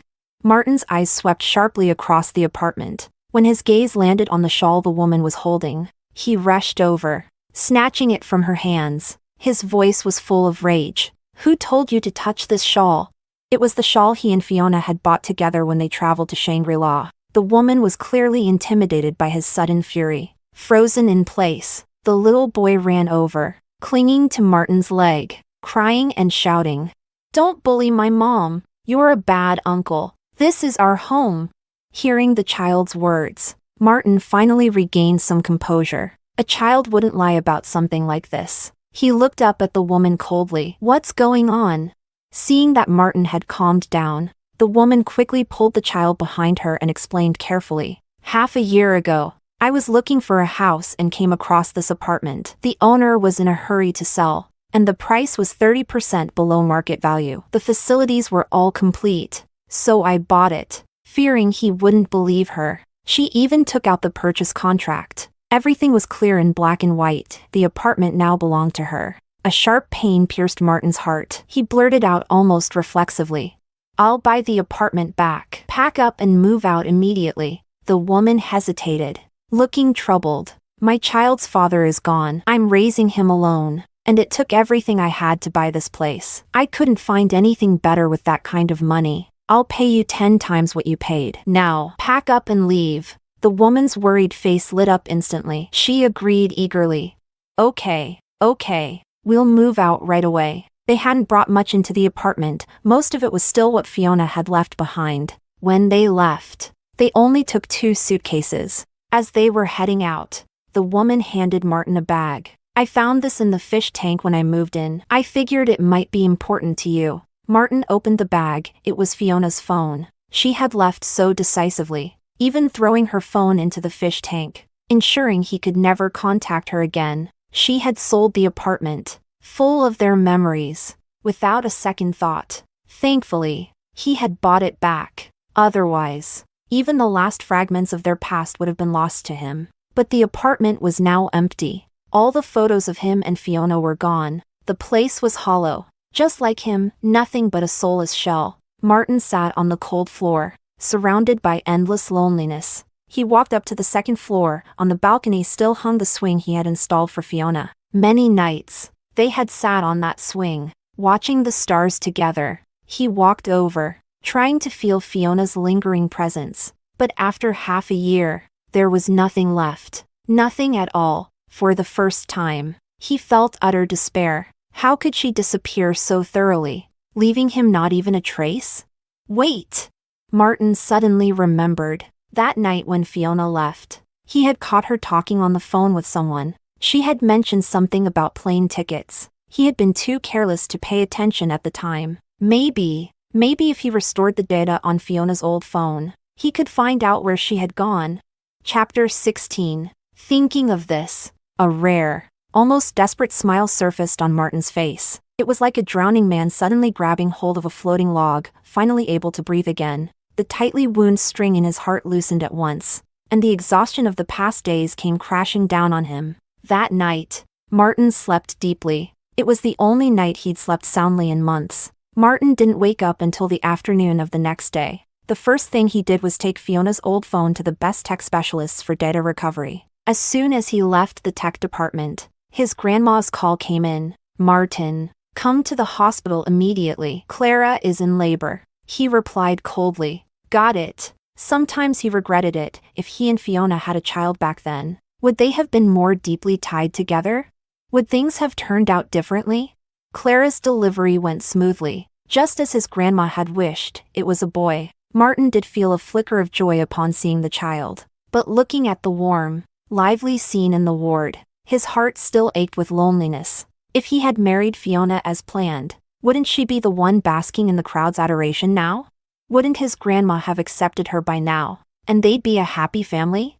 Martin silently walked out of the ward. Snowflakes began to fall, landing softly on his palm. This year's snow seemed to come earlier than usual. In the past, when the first snow came, he and Fiona would stay home making dumplings together. Fiona, you said the first snow is a day for dumplings. It's snowing now. Where are you? I miss you so much. Can you come back to me? He raised his hands, now red from the cold. These hands once held hers, once embraced the woman he loved so carefully, once kindled passionate nights. But everything changed. He had touched others with these hands, and lost the one person he truly loved. Over and over again, he had hurt her, until he had lost even the chance to apologize or make amends. The tenderness they once shared had turned into pain that cut even deeper upon reflection. Inside the ward, joy, laughter, and new life. Outside in the snow, loneliness and sorrow. In the Irvine Town Laboratory, after more than half a year, the entire research team had developed a strong bond. Though Fiona had been the last to join, her skill and knowledge quickly earned her a leadership position. The only one who could surpass her was Simon, a genius that the professor had struggled to recruit from another team, whose expertise in neuroscience was on par with the professor himself. At mealtimes, the team enjoyed casual chats together, with no entertainment nearby. It became their only leisure. Initially, no one dared speak to Simon, he was too revered. But as they grew familiar, they finally dared joke and chat with him. Senior, with your ability, you could easily lead your own project. Why did you agree to come here? Yeah, I heard even the professor tried several times to recruit you and failed. But suddenly, 15 days before the project started, you agreed. Why? Even Fiona pricked up her ears, curious. Strangely, she felt a certain gaze lingering on her. Then she heard Simon's calm reply. For someone. Chapter 17. As the new year approached, Martin could count on one hand the number of times he saw Clara after returning to China. Every time he saw that face, which vaguely resembled Fiona's, his heart ached uncontrollably. That face constantly reminded him he had lost the woman he loved the most. He urged the tech department again and again, desperate for them to finish restoring the phone data as soon as possible. He wanted to bring Fiona back before the new year, not letting her spend it alone. He would give her a grand wedding all over again. Martin returned to the villa that was once prepared as their wedding home. Ever since Fiona left, he hadn't stepped foot there. He planned to clean it up properly, make it a place where she could feel at ease again. Before he even started, the tech department called. President Fu, the data is recovered. Do you want us to send it over? No, I'll come get it myself. Martin's voice trembled with excitement. He couldn't wait even a minute longer. He needed to know where his Fiona was. A 30-minute drive, he got there in 10. He stormed straight into the tech department. Where's the phone? Here, President Fu. The technician handed him the phone carefully. Without wasting a second, Martin dove into the call and message logs. But there were no address details. Only one last dialed number, Fiona's professor. Martin tried calling it with his own phone, hope surging in his chest. But after a dozen attempts, still no answer. Seeing Martin's frustration, the technician cautiously reminded him. President Fu, you could check the recording of the last call. Thank you. Martin rekindled hope and immediately ordered the retrieval of the call log recording. The technician was stunned to hear a thank you come from Martin Fu's mouth. Retrieving the call logs took some time. So Martin returned to the villa, personally cleaning the place. He fantasized about living there with Fiona once she returned, about making it up to her, about being hers and only hers from now on. Whatever she wanted, he would do it. By the time he finished tidying up, the call recording had been delivered. There were 2 records after Fiona returned to China. One was on Valentine's Day. Fiona herself called to say she wanted to join a new project. The other was from her professor, informing her the project had been moved up, asking her to leave early. Martin listened to the call recordings over and over again, and a terrifying realization dawned on him. It was on Valentine's Day that Fiona, without any warning, called her professor. That same day, she suddenly moved back to her apartment. A dark, suffocating suspicion grew in his heart like a snowball. On Valentine's Day, he had caved to Clara's pestering, bringing her back to the villa. And could it be? Fiona saw them with her own eyes?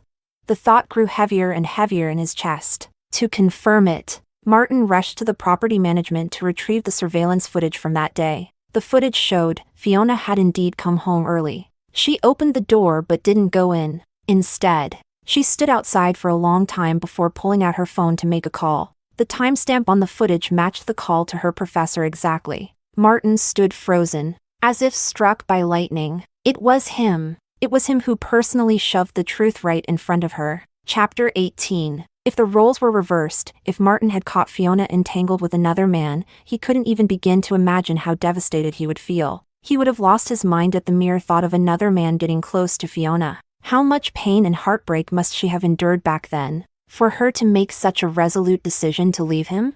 Martin couldn't bear to think about how she had spent those days. He hated himself to the core. His face turned deathly pale, and the pain in his heart was unbearable. It took him a long time to calm down. No matter what the cost, he had to find Fiona. Martin would apologize, beg for her forgiveness. He didn't care if it meant throwing away all his pride. He called the overseas detective. Track this number for me. See if you can locate the owner's current whereabouts. Before he could even end the call, his grandmother's call came through. Seems like you've grown wings. Huh? I can't control you anymore? I told Clara to call you so many times to come home for dinner tonight. Why didn't you show up? Martin's tone was calm. I'll be back right away. He had long blocked Clara's phone and WeChat, so he never received any messages. But today was little New Year's Eve. He would, of course, accompany his grandmother for dinner. When he arrived at the old mansion, he saw Clara and his grandmother sitting together, while the nanny held the baby. Once he sat down, his grandmother signaled the nanny to hand him the child. Tom's been born for days now, and you, the father, haven't even held him once. Tonight, stay and spend some time with your son. Martin paused as he held the baby. Of course, he knew what his grandmother meant. Spending time with the child was just an excuse. She really wanted him to stay and accompany Clara. He declined coldly. I'll leave right after dinner. There's still work to do at the company. Fu grandma calmly sipped her soup and said, no matter how busy you are, you still need to take care of the family. Also, you and Clara need to register your marriage soon, so you can get Tom's household registration done. Clara lowered her head without speaking, but the way her hands nervously rubbed the chopsticks betrayed her inner turmoil. Martin shot a cold glare at her. Didn't I tell you to stop playing tricks? Clara looked at him, tears brimming in her eyes. I didn't. Old Madame Fu slammed her bowl on the table. This is my decision. Without a marriage certificate, the child can't be registered. I won't let my great-grandson be mocked as a nobody. I won't marry Clara. Martin's tone was resolute, his gaze toward Clara colder than ever. Fu grandma wanted to say something more, but was interrupted by Martin's phone ringing. He handed the baby back to the nanny and answered the call. It was the detective's voice on the other end. President Fu, we found it. The phone's IP address is in Irvine, and I also managed to dig up the location of the lab she's working at. But, whatever it takes, I'll pay. Martin understood the hint immediately and spoke without hesitation. He didn't care about anything except finding Fiona. Straightforward. 50 million. Then, not a bad price for the whereabouts of the woman you love most. Martin didn't hesitate for a second. Deal. I'll wire it to your account immediately. Oh, and here's a bonus tip. Their lab is giving the Chinese staff a week off for the Spring Festival. If you hurry, you might catch her in time. Chapter 19. Martin couldn't contain the excitement in his heart. The moment he hung up the phone, he immediately transferred the 50 million. Within seconds, the lab's address was sent over. Seeing the address, Martin almost jumped from his chair in exhilaration. This year for New Year, you're not going anywhere. You're staying in the country with Clara and the baby. Old Madame Fu, a seasoned veteran in the business world, saw through Martin's expression instantly. Martin didn't bother hiding it anymore. Grandma, you know the only person I love is Fiona. No matter what, I'll find her, even if you try to stop me. You'd really rather see the family empire we built for 3 generations collapse? For that woman, you've already made so many foolish decisions, neglecting the company for half a year. Old Madame Fu was furious, coughing violently. Clara quickly got up to pat her back, helping her breathe easier. Seeing his grandmother in this state, Martin softened his tone. Grandma, don't worry, I'm only going for 1 week this time. I'll make sure everything is properly arranged beforehand. Old Madame Fu saw his attitude relax slightly and wanted to continue persuading him. But Martin interrupted her. Grandma, back then you arranged a marriage for my parents. Outsiders thought they were so happy, but you know very well, it was just mutual torment. He looked straight into his grandmother's eyes. I know you've always been haunted by the fear of losing our bloodline after my parents' accident. Now that you have Tom, I hope you'll allow me to chase the person I truly love, just like you and Grandpa once did. Old Madame Fu sighed deeply. She knew that his parents' death was a wound Martin had never healed from. Now that he spoke so earnestly in front of her, she understood she couldn't stop her grandson anymore. Martin, Grandma will wait for you to come home. Seeing her finally relent, Clara clenched her fists tightly, jealousy festering in her eyes. Martin hugged his grandmother once, then turned and left, not sparing Clara even a glance. He meticulously arranged the company's affairs for the next 2 weeks. Before departure, he even stood in front of the mirror for a long time, making sure his appearance was perfect before leaving. After landing, he didn't rest at all and immediately transferred to the small town. There were only 2 hours left before the lab would begin its spring festival holiday. Standing outside the lab, Martin's heart pounded violently. He was even more nervous than when he first confessed to Fiona. He bought Fiona's favorite Lysianthus flowers. He didn't know if she would forgive him, but he kept convincing himself. They had been in love for so many years. How could she let go so easily? As long as he sincerely apologized, Fiona would definitely forgive him. He kept lying to himself, deliberately ignoring how ruthlessly Fiona had left. Again and again, he told himself, Fiona still loved him. She was just waiting for his apology, and they would definitely return to how things used to be. Martin would tell Fiona he had completely cut ties with Clara. From now on, he would only love her. He waited nervously in the cold wind for 2 hours. Finally, the laboratory gates opened, and his heart almost leapt out of his chest. Chapter 20. Martin anxiously watched the small number of people coming out from the heavily guarded lab gates, scanning each face with anticipation and nervousness. But with every person who exited, his disappointment deepened. Until the gates finally shut tight, Fiona still hadn't appeared. Maybe she got held up. She might come out later, Martin muttered to himself. He decided to wait here all night if he had to. After all, he had already waited this long, what's a few more hours? He waited until deep into the night. The bouquet of lisianthus flowers in his hands had been battered and withered by the cold wind. Yet Fiona still hadn't appeared. Panic and frustration gnawed at him. He tried pushing at the lab's front gates, but they were like iron walls, unyielding to his feeble strength. Why hadn't Fiona come out? He began to suspect the detective had given him false information. Martin hurriedly called the detective. Didn't you say their lab would give the Chinese staff a week off today? Why didn't I see anyone? President Fu. My information is absolutely accurate. As for why Miss Su didn't come out, you'd have to ask her yourself. The detective's tone was perfunctory. Now that he had pocketed the hefty payment, Martin's frown deepened. I'll give you another 50 million. Get me into that lab. There was a moment of silence on the other end. Then the man replied, that's really beyond my capabilities. President Fu, Miss Su's project is highly classified. The fact that we could even trace the location is already remarkable. With that, the call abruptly ended. Martin felt a wave of helpless despair crash over him again. Why, after all this effort, why couldn't he see Fiona? Meanwhile, inside the lab, Fiona and Simon, along with the core team members, had just wrapped up an experiment on the cerebral cortex. Their professor approached them. The spring festival is coming up. Didn't I give you both a week off? Why aren't you taking the break? Fiona replied indifferently. There's nothing to do outside anyway. I'd rather stay in the lab and make use of the time to do more experiments. Simon nodded. Same here. The professor shook his head, sighing. You young people, how can you have nothing to do?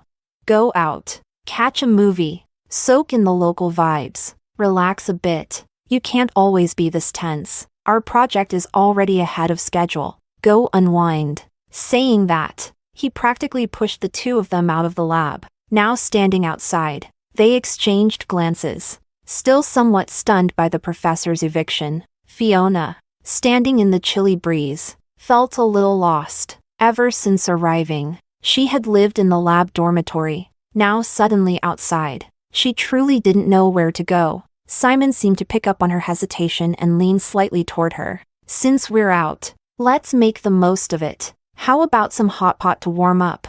Fiona nodded.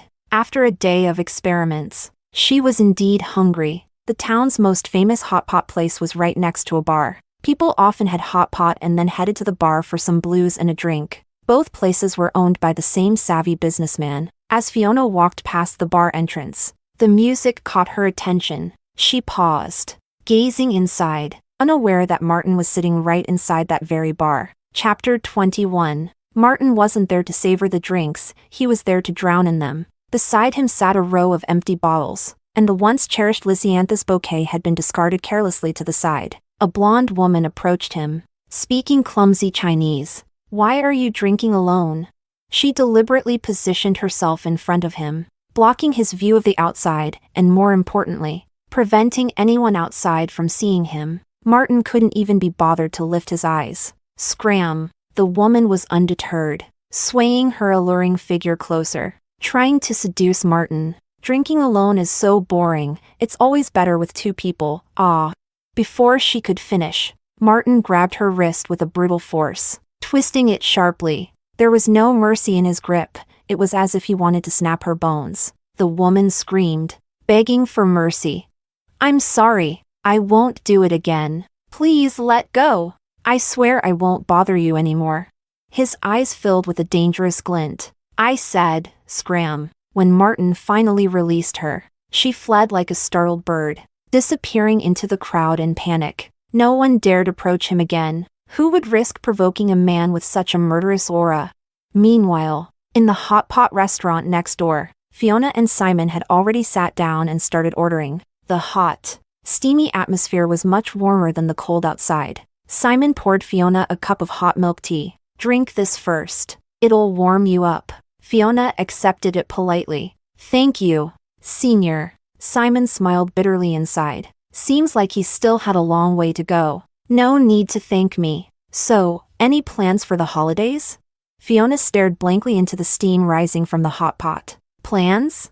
Other than the 3 years abroad, she had always spent this time with Martin. They would tour cities in China, enjoying the Lunar New Year atmosphere, iron flower performances, skiing, watching Xian in the snow. Ever since adulthood, she never really thought about how she wanted to spend the new year. If the professor hadn't pushed her out today, she would have stayed in the lab running experiments. She looked at Simon and shook her head honestly. "I really haven't thought about it." Simon chuckled. "Well then, let's think while we eat. And if you still don't have any plans afterward, I know there's a lion dance at Chinatown. If you're interested, we can go together." When Fiona was 18, her parents had died in an accident. Before that, they would always take her back to their hometown for the new year. The festive spirit in the countryside was always stronger than in the city. There would always be lion dances in the village square. Thinking of that, Fiona's eyes grew misty. She missed her parents so much.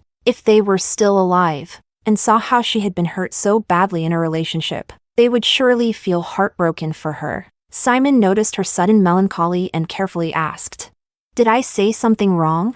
Fiona quickly shook her head. "No, not at all. I'd like to see the lion dance." "Great. Let's go together." After dinner, when they paid the bill, the owner handed them a coupon for the bar next door. The two exchanged a smile. Simon waved the coupon. "Want to check it out?"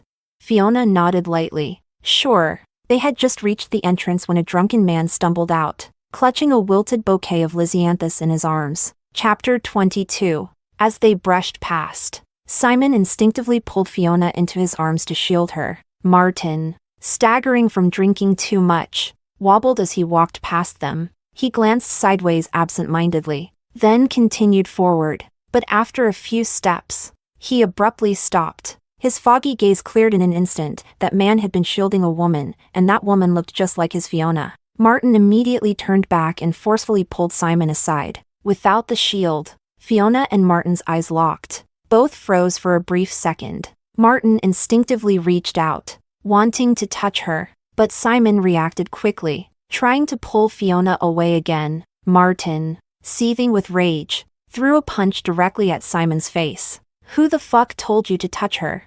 Simon ignored the pain on his face and continued to block in front of Fiona. "If you continue harassing her, I'll call the police." Martin's eyes darkened with fury. "Harassment? The woman behind you is my fiancée. You, on the other hand, what right do you have to be near her? Get the hell out of the way." He shoved Simon hard. Even though Martin had been drinking, his strength was undiminished, especially now that he saw Fiona. The only thought dominating his mind was, get close to her. Martin was never one to back down, especially when it came to Fiona. He didn't even know what yielding meant. But today, he didn't want to create a scene in front of her. He tried to suppress his rage. "I don't want to fight you. I just want to take her home." Simon sneered. "You forget. The two of you are already broken off. Maybe you should clean up your own mess first. When she was by your side, you didn't cherish her. Now you show up throwing tantrums?" Hearing those words, Martin's face twisted in a frown. "Our issues are none of your business, outsider." He shot Simon a naturally condescending look before turning to Fiona. His gaze was filled with love and remorse. "Fiona, I'm sorry. I was wrong. I shouldn't have been tangled up with Clara. I've already cut her off completely. Please, forgive me, okay?" Fiona's gaze from behind Simon was icy cold. "Martin, some damages, once done, can never be undone. Fiona, I know I was wrong. I beg you, give me a chance to make it up to you, please." Martin's voice was almost pleading as he looked at her. "These days you've been gone, I couldn't sleep a single night. It felt like someone ripped a piece of flesh from my heart. Just thinking about you makes it impossible for me to breathe. You know how much I love you, right? That year when you were lying unconscious in the hospital, I didn't eat or drink. I thought if you didn't wake up, I'd die with you. Without you, I really can't live. Please, give me another chance, okay? Fiona's lips curled into a mocking smile. Oh, I know how much you love me. You love me so much that while planning our wedding, you were fucking another woman in our wedding house. You love me so much that while lying about working overtime, you were in Clara's bed. From the moment I left for a 1-month training abroad to develop a treatment for your insomnia, you were already sleeping with Clara, and you kept lying to me over and over again. Fiona stared at Martin, enunciating every word. Martin, your kind of love? I can't afford it. And you are filthy. Chapter 23. Martin's eyes turned bloodshot upon hearing Fiona's ruthless words. His heart convulsed in sharp agony, causing him to stagger backward. It finally dawned on him. Those days before the wedding, Clara had sent Fiona countless provoking messages every day. How much pain must Fiona have been enduring back then? And where was Martin? He had been busy entangling himself with Clara, indulging in lust, and not returning home at night. It was he himself who had trampled on the love that had been nurtured over so many years, bit by bit, by his own hands. Martin's lips trembled uncontrollably, yet he was unable to utter a single sound. It was only after a long while that he managed to calm down a little. I know, everything is my fault. Martin lowered his head, his eyes utterly void of light. I beg you, Fiona, just give me one more chance. I swear this time, I won't ever disappoint you again. Please? Fiona's tone was filled with an icy, unwavering determination. Martin, there's no us anymore. With that, she turned to leave. Martin reacted quickly, trying to grab the hem of her coat, but Simon blocked him. Martin's voice turned vicious. What the hell do you think you are? Daring to stop me?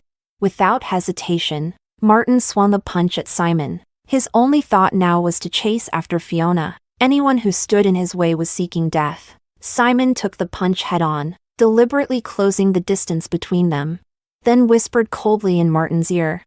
Who I am doesn't matter. Turn around and see for yourself. Stop dragging your filth into Fiona's world. Martin froze, and when he turned his head, he saw Clara standing at the street corner. He had just told Fiona he had cut all ties with Clara, and now Clara appeared right before his eyes. Fiona would surely think he was lying to her again. He rushed to explain.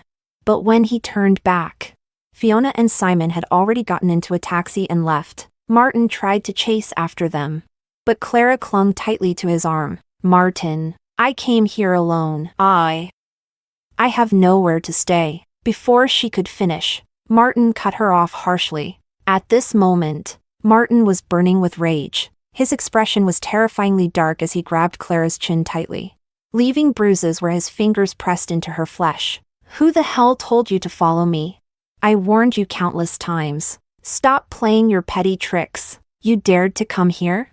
Then you'll suffer the consequences. With that, he dragged her into a dark alleyway and waved over a few local thugs. This woman, she's yours. Clara clung to his arm in terror, sobbing and pleading. I was wrong. Martin, please, please don't do this to me. One of the thugs, emboldened, reached out and started pulling at Clara's clothes. Clara desperately struggled, clutching at Martin's sleeve as she cried.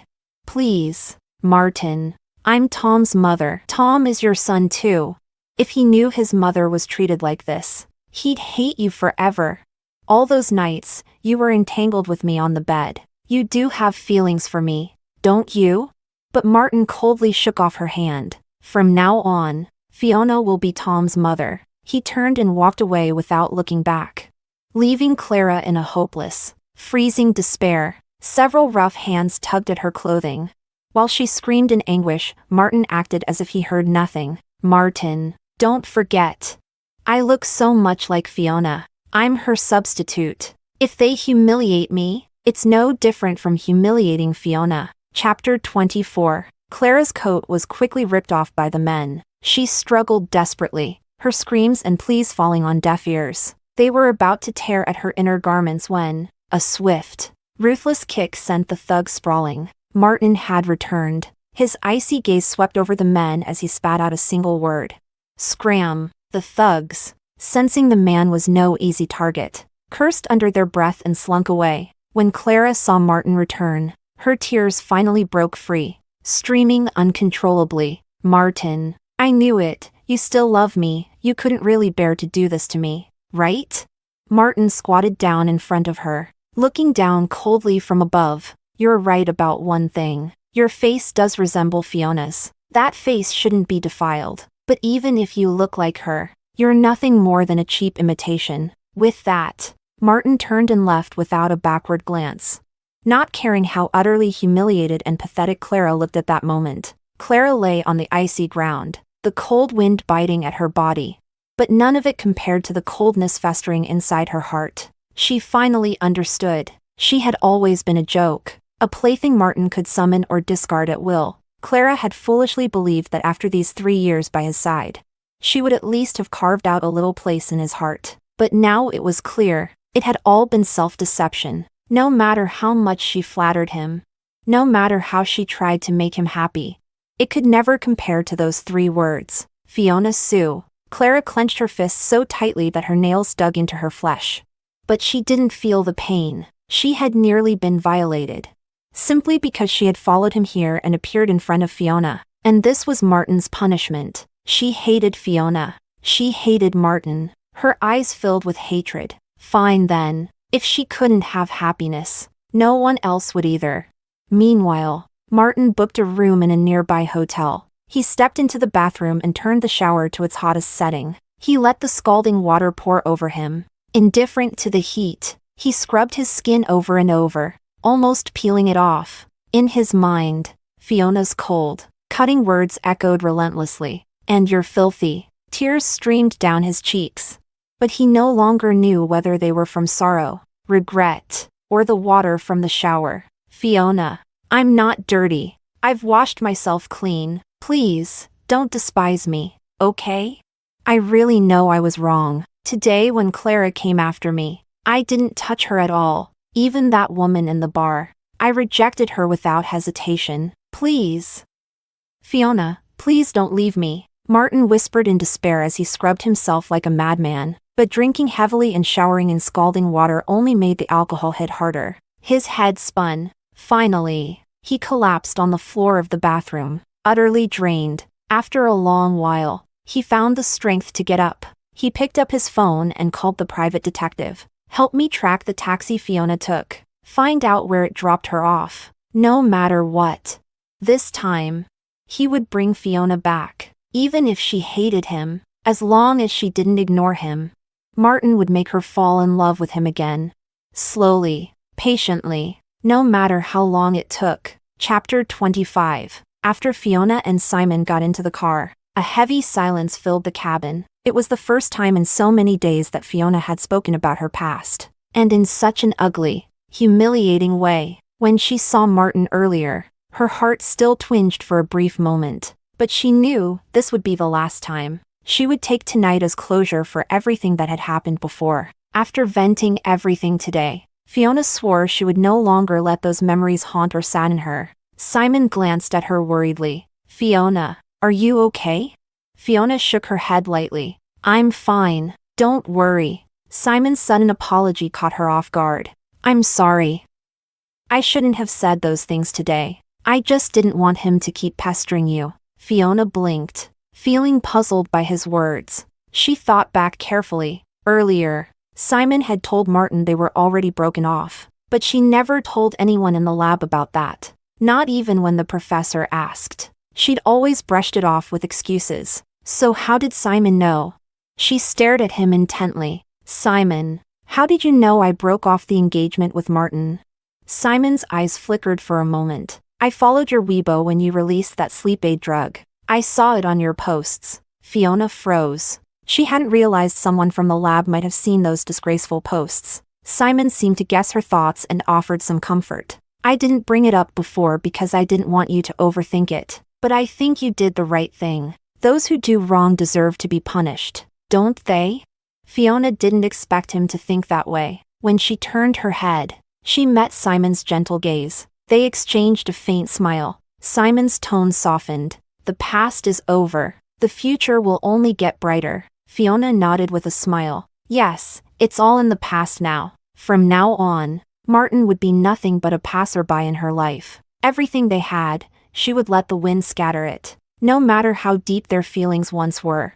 From the moment she caught Martin cheating, everything had crumbled. She used to feel pain. But today, when she saw Martin, Fiona realized she truly no longer loved him. After checking in near Chinatown, she and Simon planned to watch the lion dance in the morning. Meanwhile, Martin, lying in bed sleepless, received new information. Mr. Fu, this is Miss Sue's hotel info. She checked in with a man named Simon. Martin's gaze locked onto the message, jealousy blazing in his eyes like a raging inferno. Simon, good. Martin clenched his fists so hard they trembled. He wanted to tear Simon apart on the spot. He slammed a punch into the hotel wall, his gaze radiating murderous intent. Simon, huh? Good. I'll show you the price of coveting my woman. Martin didn't sleep at all. He grabbed his coat and stormed out of the hotel. In the middle of the night, he scoured the streets until he finally bought a used car from a drunk middle-aged man outside a bar, clutching the keys tightly. He couldn't wait any longer. He drove straight toward Fiona's hotel. Chapter 26. At that moment, Fiona was already sound asleep, completely unaware of just how insane Martin had become. Until the dead of night, someone pounded violently on her hotel room door. Startled awake, Fiona's heart skipped a beat. Then she heard Martin's voice from outside, filled with desperation and madness. Her face twisted in irritation. Standing behind the door, Fiona spoke coldly. Martin, haven't I already made it clear to you? We're done, long done. But Martin didn't care about her words. He kept begging for her to open the door, pleading for just a chance to see her. Fiona, let's talk, okay? Please, don't be so heartless, just see me once, please. Before Fiona could respond, other hotel guests did it for her. Hey, what the hell? It's the middle of the night. If you want to argue, take it outside. Let people sleep. Simon, whose room was nearby, was also awakened by the commotion. Realizing something was wrong, he rushed out. Seeing Martin there, he hadn't expected him to go this far. What the hell are you doing here? Martin scoffed. What I'm doing is none of your business. But you, who the hell gave you the right to get close to Fiona? Without warning, Martin swung at Simon. Simon blocked it, and the two men scuffled violently in the hallway. Fiona, upon hearing Simon's voice, hurried to open her door. She knew Martin's possessiveness. With Simon involved, things would only spiral out of control, but everything happened too fast. Before she could intervene, the hotel security arrived and forcibly separated the two. The three of them were brought to the hotel's lounge. A stern-faced guard glared at them. Do you all even know where you are? Fighting in a hotel? You realize how serious this could get? You're lucky the guests who reported you are all fellow countrymen. They called us instead of the cops. He paused, his tone even sharper. You two are grown men. You're in a foreign country. And this is how you behave? Fighting over a woman? Do you want to be laughed at by the whole town?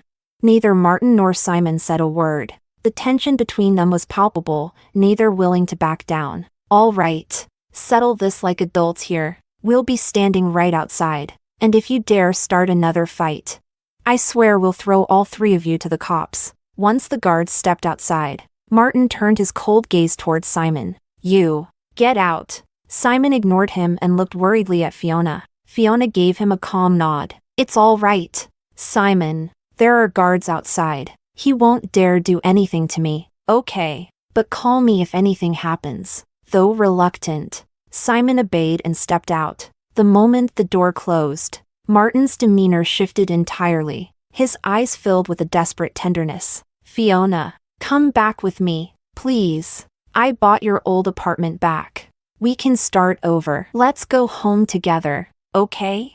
Fiona stared at him with indifference. There was not a trace of love left in her eyes. Martin, after everything you've done to hurt me, what makes you think we can ever start over?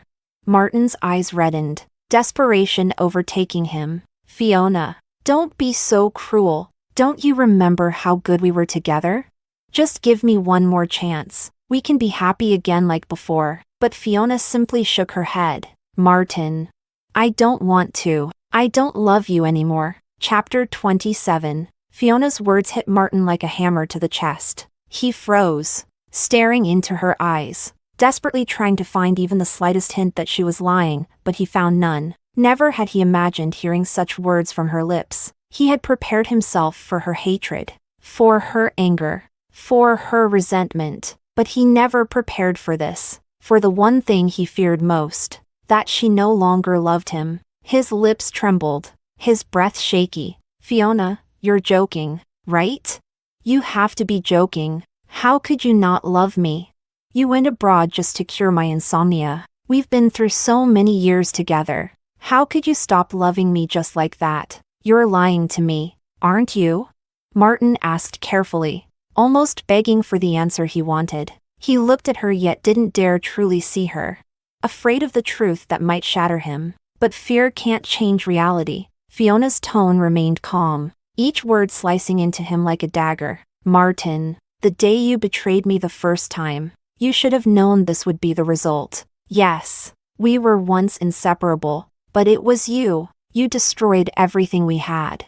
You betrayed me again and again until we grew farther and farther apart. Some wounds can't be healed. Just like a shattered mirror, it can never return to what it once was. Fiona's words were like sharp glass, cutting deep into his heart. Martin stepped forward anxiously, wanting to grab her, yet his hands hovered in hesitation. Fiona, a broken mirror can be pieced back together. Please, give me a chance. We can mend what's broken. We can be whole again. I'll do anything.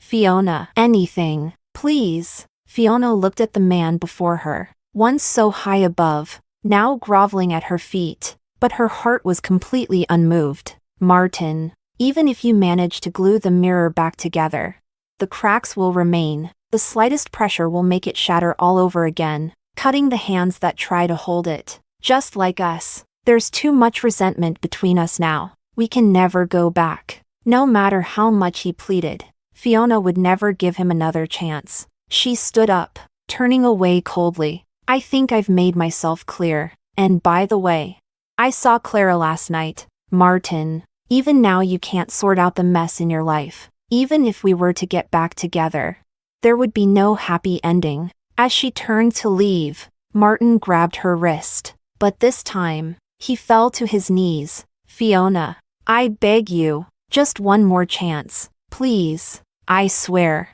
I'll clean everything up.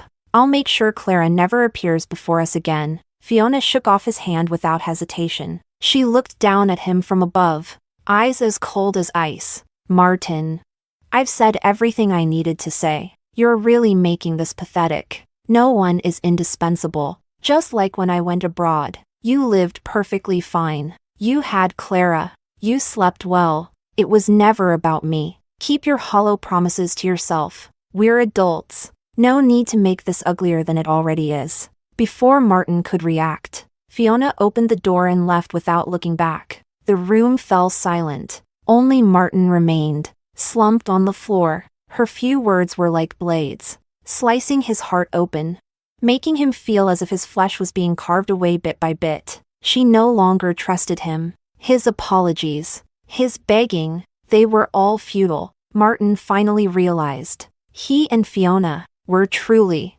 over. Chapter 28. But Martin couldn't accept that outcome. Just the thought that Fiona's name would no longer be connected to his, that it might even appear in another man's family registry, made him feel like he couldn't breathe. Fiona only heard his words, but she couldn't feel his actions, which is why she labeled him a hypocrite. But Martin knew that every word he spoke came from the depths of his heart. If it were possible, he would have torn out his heart and shown it to Fiona, so she could see that every corner of it was filled only with her. Yes, if she didn't believe him, he would prove it. He would prove with actions how much he loved her, show his determination to win her back. After leaving the lounge, Martin also booked a room in the same hotel. He had made up his mind, wherever Fiona went these days, he would follow. Martin would make Fiona understand that no one loved her more than he did. The next morning, they were awakened by the bustling sound of drums. The festival in Chinatown was in full swing,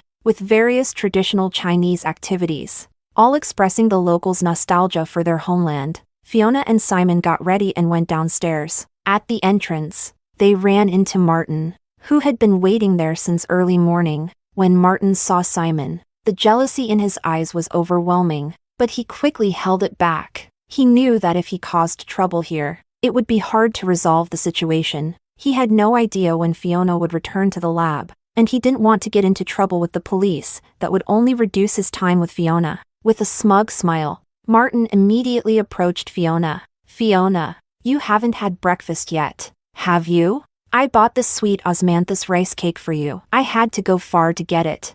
I remember it was your favorite." Fiona didn't accept what he offered and replied coldly, "No need.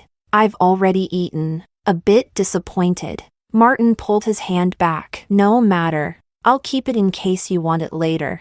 She paid him no more attention and walked straight out of the hotel. Simon walked on Fiona's left, and Martin followed not too far behind on the right. Throughout the day, whether they were watching the lion dance or the fireworks, Martin followed them. Even when Fiona went to the restroom, he waited nearby, asking her questions, believing he was doing very well. But to Fiona, he was nothing but a nuisance. By the end of the day, Fiona was not happy but physically and mentally exhausted. She never thought Martin would go this far. Though knowing his character, it wasn't all that surprising that he'd do something like this. Throughout the day, she barely spoke to Simon. Martin was like a ticking time bomb, ready to explode at any moment. This new year was unbearable for her. All she wanted was to go back to the lab as soon as possible. While she was thinking that, Simon sent her a message. "Do you want to go for a walk the next few days?" Almost instantly, she typed 2 words on the screen. "Don't want." He replied immediately, "Okay. I'll tell the professor we have a new research idea and that we need to return to the lab to verify it. Can we go back tomorrow?" Fiona quickly sat up in bed. Perfect. She really didn't want to stay outside any longer.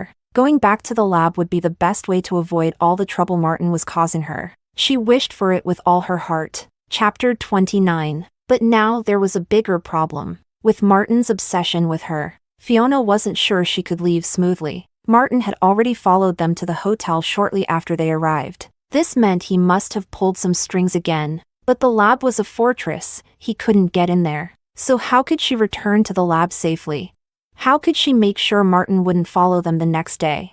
After thinking it over, only one plan seemed feasible, using the element of time difference. She quickly sent Simon a message. "Simon, we leave at dawn. Be quiet." Simon immediately understood and replied with a simple okay. They waited until midnight with difficulty. Fiona quietly left her room. Tiptoeing, she saw Simon waiting in the hallway. Also moving carefully, they exchanged a small smile. "Let's go. I've arranged a car to pick us up." Fiona nodded, smiling faintly. "Good." But as soon as they reached the stairwell, Martin appeared, blocking them. His expression was dark and terrifying. His icy gaze fixed on them. "Where do you think you're going?" Fiona's smile disappeared immediately. "Why aren't you asleep?" A flicker of pain crossed Martin's eyes. But his tone turned harsh again. "Fiona, did you forget I have insomnia? But you too. What are you doing sneaking out at this hour?" Simon replied calmly. "Fiona didn't eat enough earlier. I'm taking her for something to eat." "Perfect. I didn't eat enough either. I'll join you." Fiona's voice was ice cold. "Suit yourself." She exchanged a glance with Simon. They both knew they had to get outside first, then look for a chance to escape on the street. But Martin stuck to them like glue. Never more than 2 steps away, making it nearly impossible to shake him. While they walked along the sidewalk, Fiona's phone vibrated. A message from Simon. "The car is waiting at the corner. When we get there, you get in first. I'll hold him off." Without hesitation, Fiona typed back immediately. "No." She knew exactly how crazy Martin could get. Even before they were together, he had fought for her and broken 3 ribs. She still remembered that scene vividly, when Martin lost it. He was like a man with nothing to lose. Simon sent another message. "Trust me, you go first. He won't dare touch me." Fiona lowered her head, just about to reply, when the blinding headlights of a car approaching from ahead stunned her.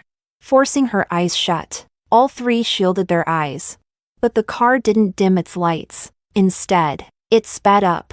Heading straight toward them, they instinctively jumped to the side of the road. Meanwhile, in the car, Clara, blinded by rage and hatred, had completely lost her sanity. There was only one thought in her mind. She had to make Fiona die. Go to hell, all of you.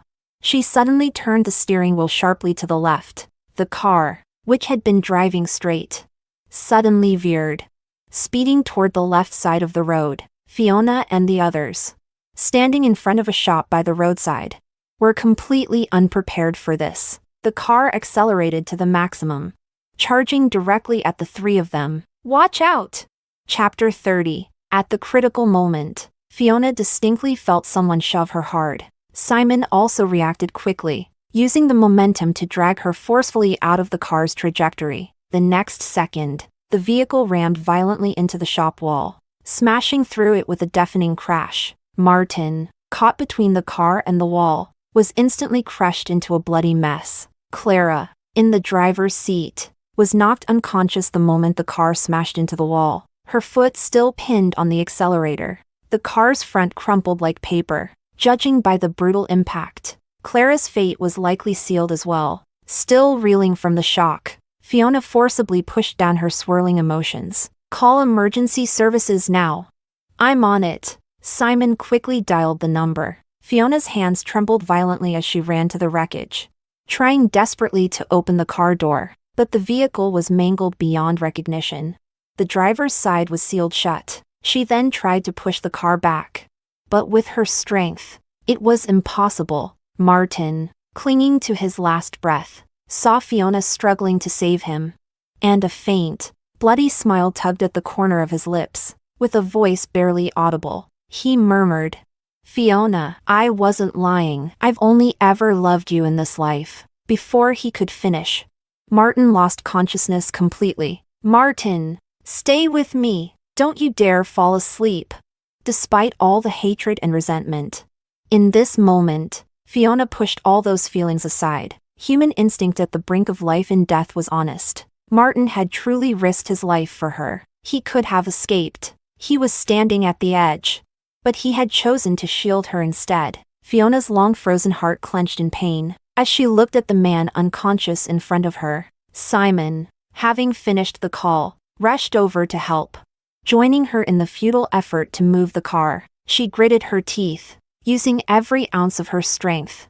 Even as her hands became raw and bloodied, she ignored the pain. "Martin, you can't die." Simon didn't try to stop her, choosing instead to silently help her move the car until the rescue team arrived.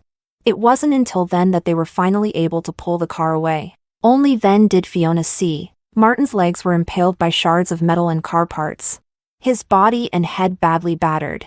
The pool of blood under him was horrifying. Fiona followed the ambulance to the hospital, sitting silently outside the operating room, her lowered gaze hiding her emotions. Her trembling hands clenched tightly, her injured palms bleeding anew as she rubbed them raw. Yet she didn't seem to feel it at all. After settling the payments and handling all the paperwork, Simon returned to find her sitting there, his eyes filled with worry and heartache. He sat beside her, his voice gentle and patient. "Fiona, let's get your hands treated first, okay?" Fiona shook her head. She refused to leave. She had to wait here. Seeing that she couldn't be persuaded, Simon could only accompany her in silence outside the surgery room. Hours passed. Finally, the lights above the operating room flicked off. The doctor stepped out. Fiona immediately rushed forward. "How is he? Is he okay?" The doctor looked at her and sighed, shaking his head. Chapter 31. Fiona almost couldn't stand when she heard the doctor's words. If not for Simon catching her, she would have collapsed right there. Above her head, the doctor's calm yet cruel words echoed. The woman suffered severe cervical spine trauma. Rescue failed, and she's been pronounced dead. As for the man, he's out of immediate danger, but both legs have been amputated, and due to serious brain trauma, we can't predict when or if he'll regain consciousness. Fiona nodded stiffly, no longer speaking a word. At least he survived. That was all that mattered now. Everything else was secondary. She walked numbly to the corner, hugging her knees tightly, silent tears cascading down her cheeks, even if she no longer loved Martin. After all those years of shared history, seeing him reduced to such a state, she couldn't truly feel indifferent. After all, human hearts are made of flesh. When Martin was transferred from ICU to a regular ward, Fiona stayed by his bedside. She hadn't yet told Fu Grandma about Clara and Martin's accident. She feared the old woman wouldn't be able to bear it. During the Lunar New Year, Fiona quietly lit a prayer lantern in the hospital room for Martin. Looking at the now frail man lying in bed, she whispered softly, "Martin, wake up soon." She didn't want to owe him for life. Once Martin's condition stabilized, Fiona requested leave from the lab and took him back to the Fu family estate. Upon seeing her only grandson in such a state, Fu Grandma was overwhelmed with grief and fainted on the spot. But she was tougher than Fiona had imagined. When she awoke, she immediately sealed off all news, claiming to the outside world that Martin had injured his legs playing basketball and would now handle all company affairs from home. Fu Grandma quickly reverted to the iron-willed woman she had always been,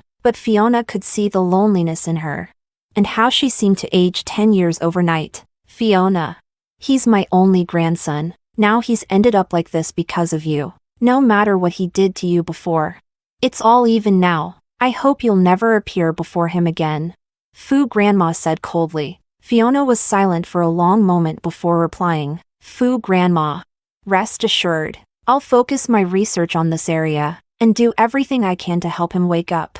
In terms of love, Martin owed her far more than she owed him. But his life, that was now her debt. After returning to the lab, Fiona buried herself in her work day and night. She completed her mentor's project 6 months ahead of schedule, then dove straight into research on brain function in comatose patients, practically living inside the lab. More than once, she forgot to eat and collapsed from stomach pain. No matter how much her mentor and Simon tried to persuade her, it was all in vain. All they could do was quietly support her. 2 years later, Fiona finally developed a drug that could help awaken coma patients. She sent the drug back to China and administered it to Martin. The results were immediate. Within days, he could move his fingers. Fiona stayed on to monitor and record the clinical data. A month later, Martin opened his eyes. The first thing he saw was Fiona, but his gaze was cold and distant. He lifted his head,